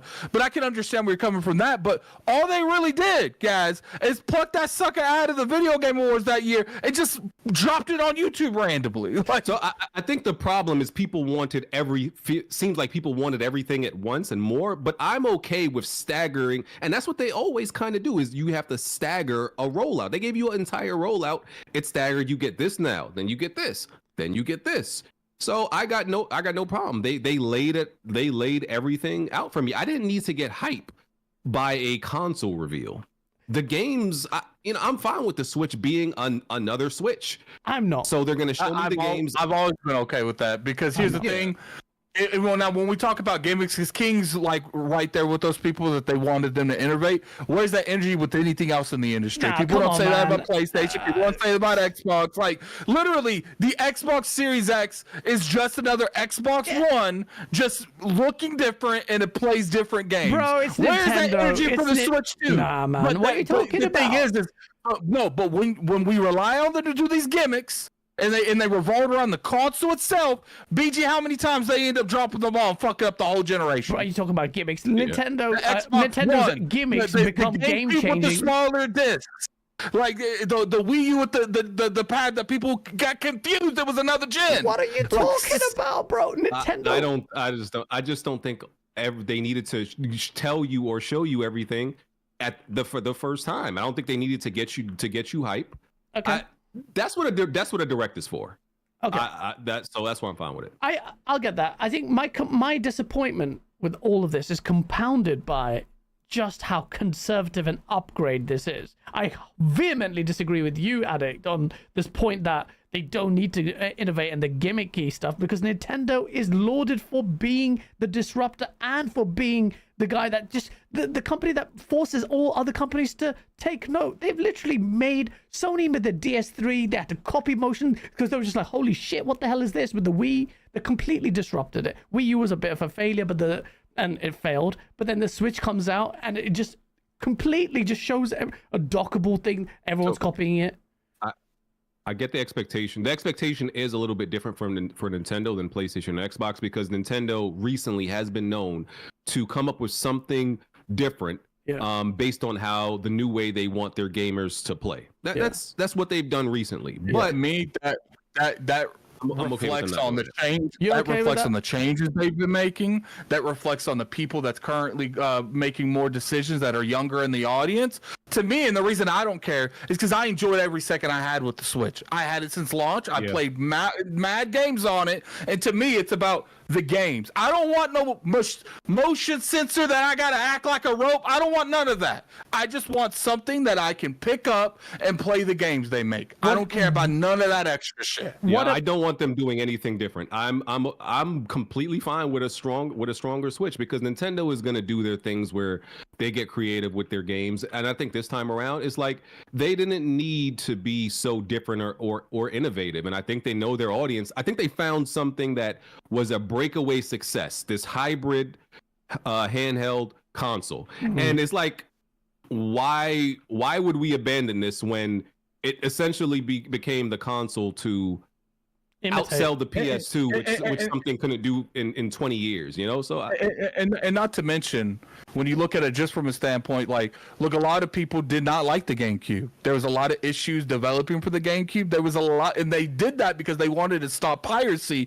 with those smaller discs, and it blew up in their damn face. Now, to me, I love the GameCube. It had games I really enjoyed: Luigi's Mansion, Super Smash Bros. Melee. But that's not innovative. That wasn't really an innovative console, would you say that?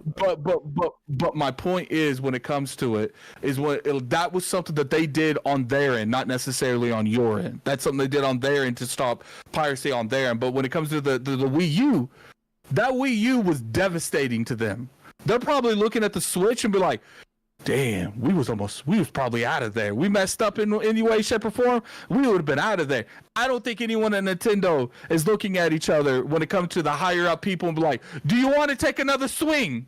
Like, I agree with that. I agree with that. We know what's gonna work. We know what they want. Let's give them that again. I just feel, and I agree with you guys. It's just, there's a disappointment in that we've seen the ceiling of that innovation from Nintendo, where they've made a decision, which is right. You BG, you're happy with it, and I understand that position. That's it. That's it. You have the right to be disappointed, just like King has the right to be disappointed. And if you ask me, Gaz, what's the innovative idea? I'm like, I don't know. I'm not Nintendo. I can't come up with an innovative idea. I think it would be. I think one of the reasons you're not seeing them push the boundaries is because now they understand they are in the handheld division that can so happen to project on a TV. They call it a hybrid, and I do consider it a console / handheld. But I'm sure you even people at Nintendo said this sucker's a handheld, and there's a lot of things hard to do with something that you gotta move around with. It's going to be hard to innovate with a product like that. Yeah, I think so. I think so too, and I think it's quite telling that Microsoft are looking to copy them. ASUS has done the same thing. All these the Steam Deck, Lenovo Legion Go. It speaks to the ingenuity of Nintendo. So it is a bit unfair for me to expect a massive change. I just wanted something for them to evolve. Now I will say that the reports of that controller doubling up as a mouse could be really, really good. I think that's the only thing that I'm really excited. They kind of, it is a reason. I feel like there is some truth to that because it does look a little weird the way they handled showing off those controllers. Like they were sliding them like you would a mouse. Yeah. So there might be something to that, but like here comes down to it too. Like guys, like we losing companies left and right. Over and over again, we losing franchises. Yeah. And Nintendo knows that this is something that's going to guarantee them to continue making the games because that's what we say it is. It's about the games. Do you guys think the Switch 2 will be massively successful as the Switch 1? Yes. I'm not sure if it'll sell as much. It's going to be a massive success. Yeah, I don't know if it'll go that high, but I do think it's going to. It depends what the price point is because when you go into family buying, when you have like Jim, John, and Beth, and you have like 5 kids, it's easier to drop $1,500 on Christmas than just adding another 50, another 100 makes it even more money when you're buying for multiple people. So it depends on what they can get that price point down to and how accessible it is to buy for multiple kids. Yeah, and I just wonder if a lot of people who have a Switch now are going to be like, I'm still comfortable on my Switch. You know, so they're going to be slow. If they're going to be slow to move, because it is essentially a Switch 2, and they could just see, you know, because they're similar. Like, oh, I could stay on this a little bit longer. It depends on when their line is too. Yeah, maybe until like the first 3D Mario game or something like that, or even maybe the first Zelda game that they put on there. So it may be slower to sell as much. But yeah, it'll sell well. I think because that sucker is backwards compatible. I think because that sucker's backwards compatible, they're dropping the Switch almost immediately. You're gonna still get the games that's in crossplay between them two right now, but the moment those games that are in development right now that are crossplay are done, their next games only switch to. I think that's their way. That's like, look, you can upgrade because guess what? All your old shit working. You got nothing to worry about. You can upgrade to the new stuff. But this new Mario Kart, because I think that's probably going to be a Switch 2 exclusive. This only on this sucker, and you got to upgrade right now to it if you want to play it. Yeah, I think that would be the smart play as well, and I think that Nintendo will do that. But watch this space. Shout out to God Emperor Sofa King that's given multiple gifted memberships. Thank you for that, man. And King Thrash, sorry, I missed your earlier super chat. Because Sony will fail at any gas game they launch simply because PC and Xbox gamers want them to fail. In order to be successful, gas has to be on PC.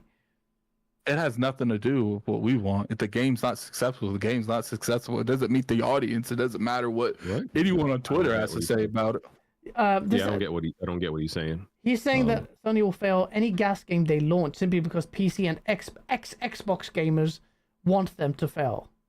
In order to be successful on gas, though, it has to be on PC. But that all gas will be on PC. All their multiplayer games would be on PC. Oh, yeah, we know that. I think he's listening to Twitter narratives. Listen, Twitter doesn't control what happens in real life and in gaming. I'm sorry to break it. Some of y'all believe that. That's not what it is.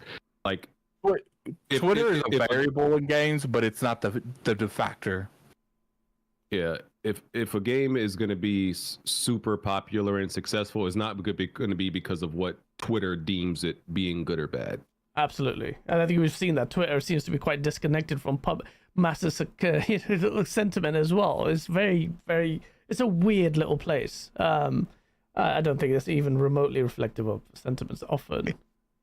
And that's why you see certain games still do well, even with like really bad narratives being pushed against it on social media, because the game itself is good. So it's only having to worry about, you know, the voices on on Twitter, on YouTube. But when you start adding other factors on top of those voices, that's when games start to flop, because there's multiple aspects. Star Wars Outlaws wouldn't have flopped the way it did if the game was good.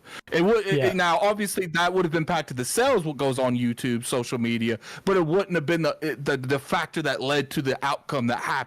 It was a variety of factors that came together to make one issue.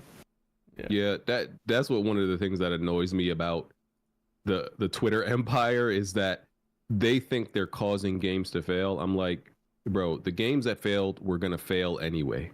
Yeah. It's not because this community of Twitter came together and like, oh, we're not gonna buy this, bro. nobody was gonna buy it, regardless of what you did. Yeah. It wasn't because of you. You weren't the catalyst in that. It just happened to happen while you also believed it should happen. Exactly. So. This is exactly a fact. I remember Grum saying that about some other games. Like, we made this game fail. I don't know what it was. I do think that, you know, those voices do impact sales, but not nearly as bad as they think. Like they might impact 5 to 10% depending on how bad the situation that they are talking. But for the most part, gamers will go to good games. That's why I said, even though Dragon Age, I played that, I'm like, you know, so some of the dialogue here cringy. The gameplay was fun, so I was with it. I was on it. Yeah. But if the gameplay wouldn't have been fun, that's another 20-30% of sales gone, just out of thin air. Yeah, 100%. You gotta be mindful of that bollocks, man. We get stuck in an echo chamber. But before, I was gonna wrap up the show, but BG is just slightly away. I know, conscious of the time. It's been a while. Addict. We got Developer Direct coming out Thursday. After this murkage. He can't really give his opinion on this anyway. His PlayStation hates. Yeah, I know exactly. I was gonna say, but on Thursday we're gonna get some reveals of some games.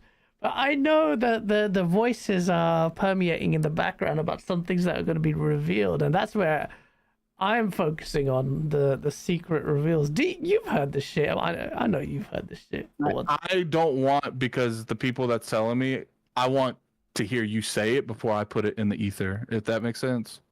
I'm not even gonna say it. I will comment on it if you say the game that I've been hearing, but I won't comment unless you say it.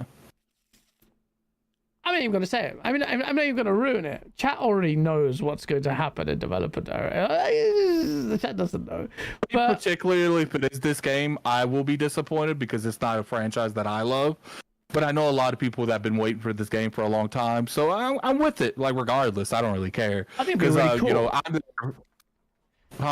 I think it'll be really cool. I think it's been a long time, a hardcore game. That's as hardcore as it gets. And you know, we're talking about the same game. And I think that's a really cool reveal, something very different. But then there's the shadow drops as well. I've heard this. And some news. And there's going to be some salt.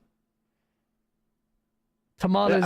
The biggest thing I just want to see is, obviously, I care about the Final Fantasy VII trilogy. Supposedly that is coming out this year. It's probably a June showcase thing of the remake coming out. But I'm going to be honest with you, man. Like, I'm looking forward to Avowed, The Outer Worlds 2. You know, especially the Switch. Yeah, that's a day one for me. I'm going to be playing over on there for a little bit.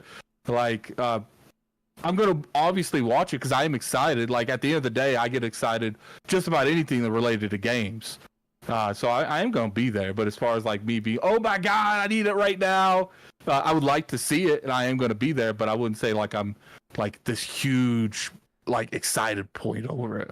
No, I get that. I love these events, man. Ever since I was a kid, E3 was a huge, and this is the next best thing for us, isn't it? It's like the Xbox community finally has something to look for, and the PlayStation community, and then soon they'll have a Halo, the Master Chief Collection on PlayStation, and Nick Marseille is waiting to unload that, even though we've all come to terms with it. My biggest thing is I just hope they're not stupid enough to announce that anywhere near that event. There's Indiana Jones all over again. Can you imagine if they did? I remember that's different because that was the Summer Game Fest thing. It's still stupid. They shouldn't have let it be announced that way. But it's one thing to let someone else screw up how they're going to announce something, and let you, even if it's afterwards. Oh yeah, Halo's coming after they just had the show. I'll be like, come on, man. That's not, because then that's another scenario where, because me and you know, some people in the community, I'm uncertain about even hardware next gen. And I get it. They claim multiple times that there's one coming up, but it's just like, look, like it's weird to me. Yeah, I don't get it. At this point, because Microsoft has been so inconsistent with a lot of their messaging, I don't believe anything they say, so I have to see them formally announce it. I need a Switch 2 reveal moment. I don't know what's gonna happen. I don't know how they're gonna. I'm with you. I'm with you there. BG, do you think there will be? We're gonna wrap up the show very quickly, but do you think there's gonna be another Xbox? The reason I say that is because I just look at the way they're handling this Xbox and how bad it is. Because it's one thing to have a console or a product in general that's not selling well. It's another thing to be like, no marketing. We're not going to market it. We're going to tell everyone to play everywhere else. Yeah. We're not going to market it. We're going to tell other people that the games are coming to other platforms. And to me, I'm looking at that kind of energy, and I'm just like, look, even though there probably is another console, it's hard for me to really jump on that until I see it announced at this point. Yeah. I don't know what's up. Hey, you're muted, bro. You're muted. Yeah, I think there's going to be another Xbox. I know Microsoft is usually like the first one to jump out the window and try something, but I do think there's going to be one more physical box. Yeah. Okay. I just don't know. I think it might be. Do you think it'll be a third-party partnership thing, or is it first-hand, like their own bespoke hardware? Still their own. Yeah. I still think that. And I think it's a mistake if they have other people make their platform. Yeah. Because then you can determine what the quality of your product is when you make it. But when you let other people make it, you don't know what the quality is going to be. It could change from month to month depending on who they switch. But when you rely on that, you have obviously you could just cancel the contract with them. But at the same time, at that point, then you have to find another person. Like, there's a lot of issues to that kind of business model that people aren't thinking about. I think the Steam model is actually really good, where they have Steam OS devices, and then they basically, because Xbox is everything. A toaster is Xbox, freaking dildos an Xbox, and everything is an Xbox. So then there's lowers the barrier for an Xbox being, because you're just selling an OS. So that's what they're saying. Like, the software is everything. So without the box, you have no Game Pass. Console is homemade. Handheld is third. Here's where you guys are gonna really get mad at me. I'm not certain of Game Pass's future because they took that thing out of how Satya makes more money. And when you see stuff like that happening with quarterly bonuses and stuff, that is not a good sign. I don't think Game Pass is like, look, everyone has this idea. There's always, again, there's just like this polar opposite. Obviously, I've stated my position quite strongly on why Game Pass can work. And that doesn't necessarily mean it will always work. But I think this industry needs it to work. I'm massively... and not just because of an Xbox guy. I think that kind of model can be that kind of disruptive thing, especially in a market like this, is needed. But there's no guarantees with anything. So like with any model, including Game Pass. But I'm not worried about Game Pass. Maybe I'll be proven wrong in the future. Well, it's not about being worried about or not being worried about something. It's just about the energy that they threw out in the room.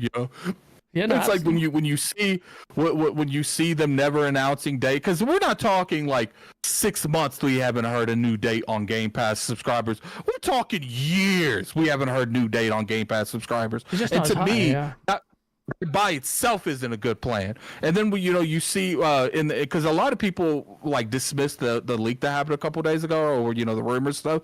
But apparently those same numbers, that 100 million in 6-7 years by 2027, apparently that was in the court hearing paperwork too. Yeah, it was. So it's just like, if they want 100 million by 2027, and we get to 2027, and they're still at 30 to 40, do you think Microsoft, like, this is a corporation that will cut thousands of people to make their money that they need for the next quarter, and you think they're going to keep a service around if they feel like it's hurting their bottom line? Well, that's in the court documentation and that strategy that they outlined and that deadline of 2027. None of that strategy was predicated on a third-party multi-platform Xbox. So you could argue that them now bringing games to PlayStation supplements that. Now they get the a la carte sales on PlayStation. You're right. They could look at it like that, but it's like, I don't trust corporate. I just don't. It's like, look, I'm with you. I'm with you there.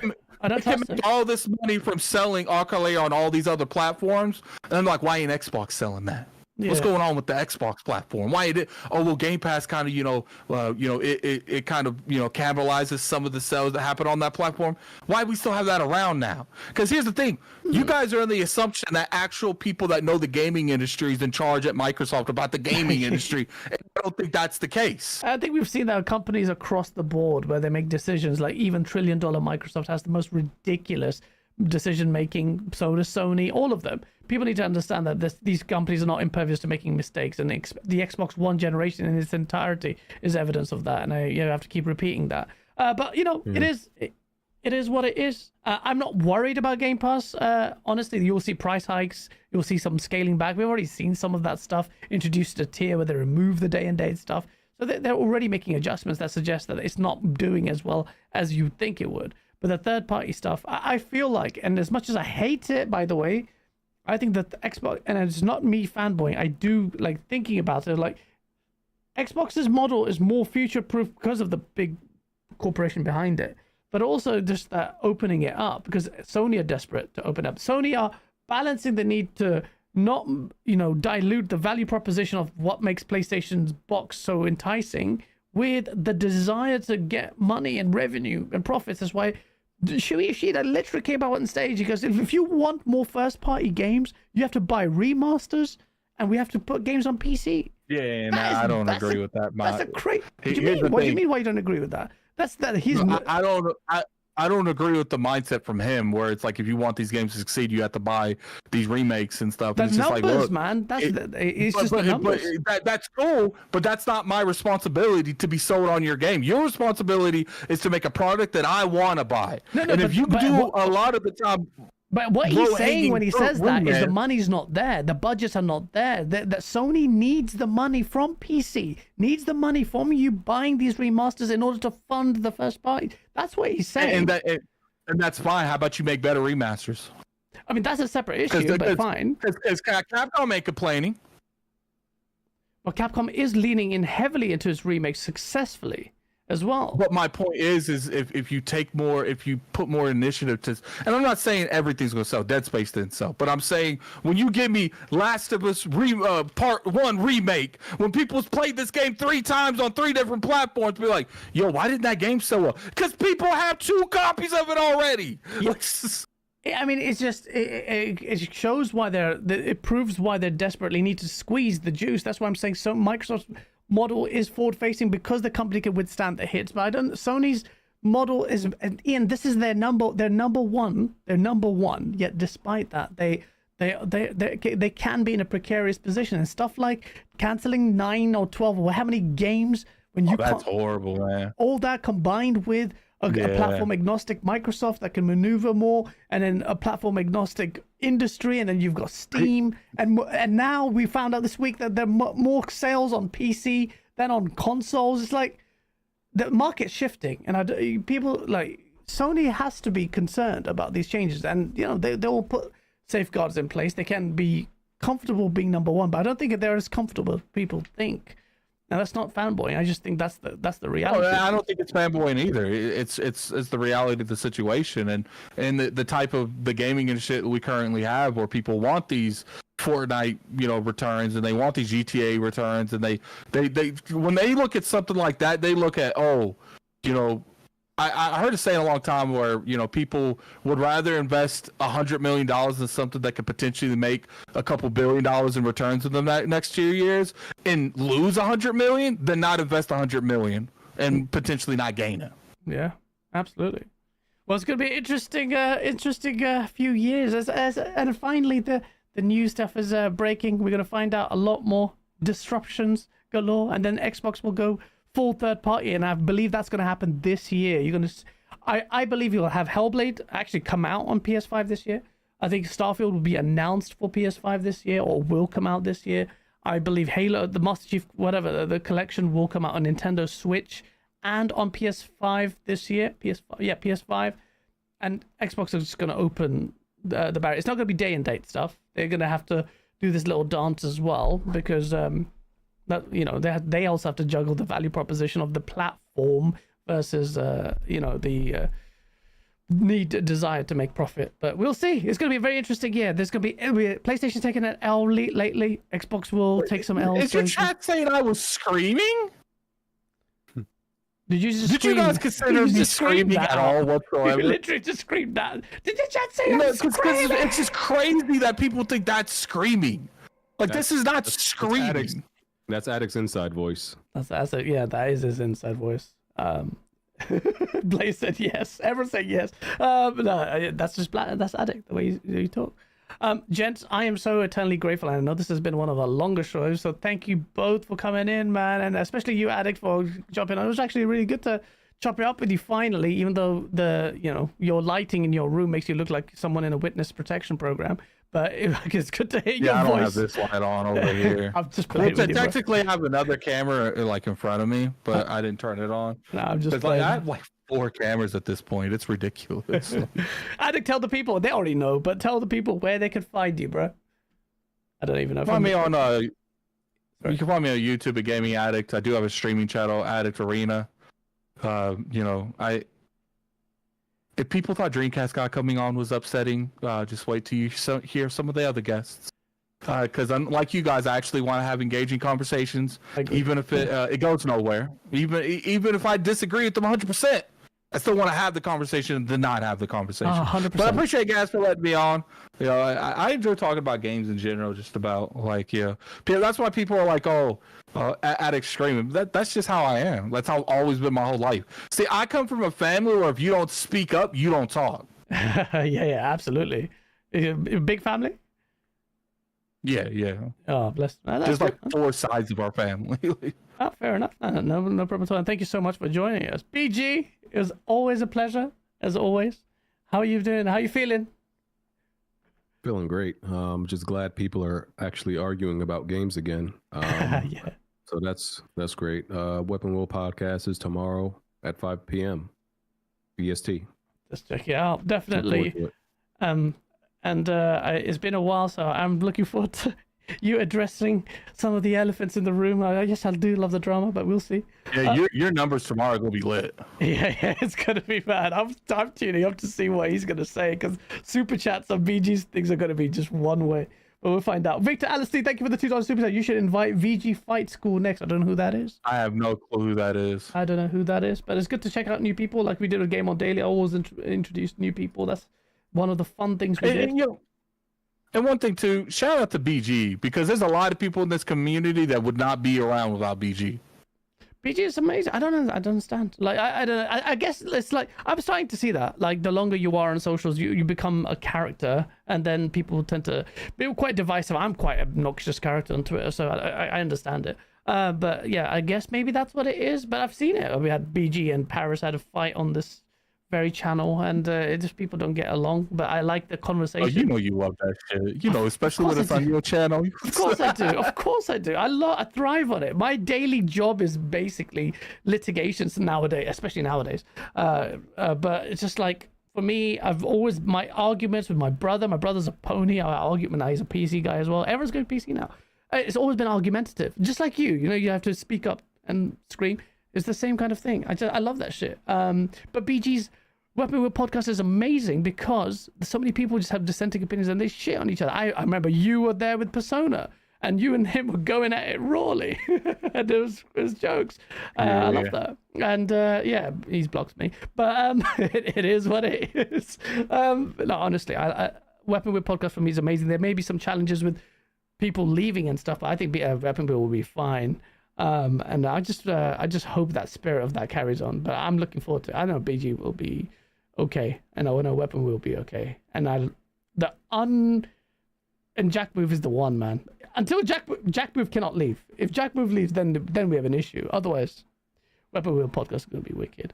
Thank you, everyone. Thank you for checking out. It was good finally to get quite a few people. There's a lot of positive Xbox news or negative PlayStation news seem to have an impact, along with obviously the guests. Always a combination of both that leads to the best numbers. Yeah, and then I got a video coming out tomorrow. I'm back on the Source Machine, just perfect timing as well. So hit the like button. Fritanga's down there. Hey, he's saying fuck bitch. Come on, man. Shout out Fritz, and good night. And Frit, you need to come on very soon. Thank you so much, everyone. It's been he can eat a dick, by the way. And on that note, ladies and gentlemen, good night. That's all, folks. Yo, that was brilliant, man. Shit. Thank you, boys.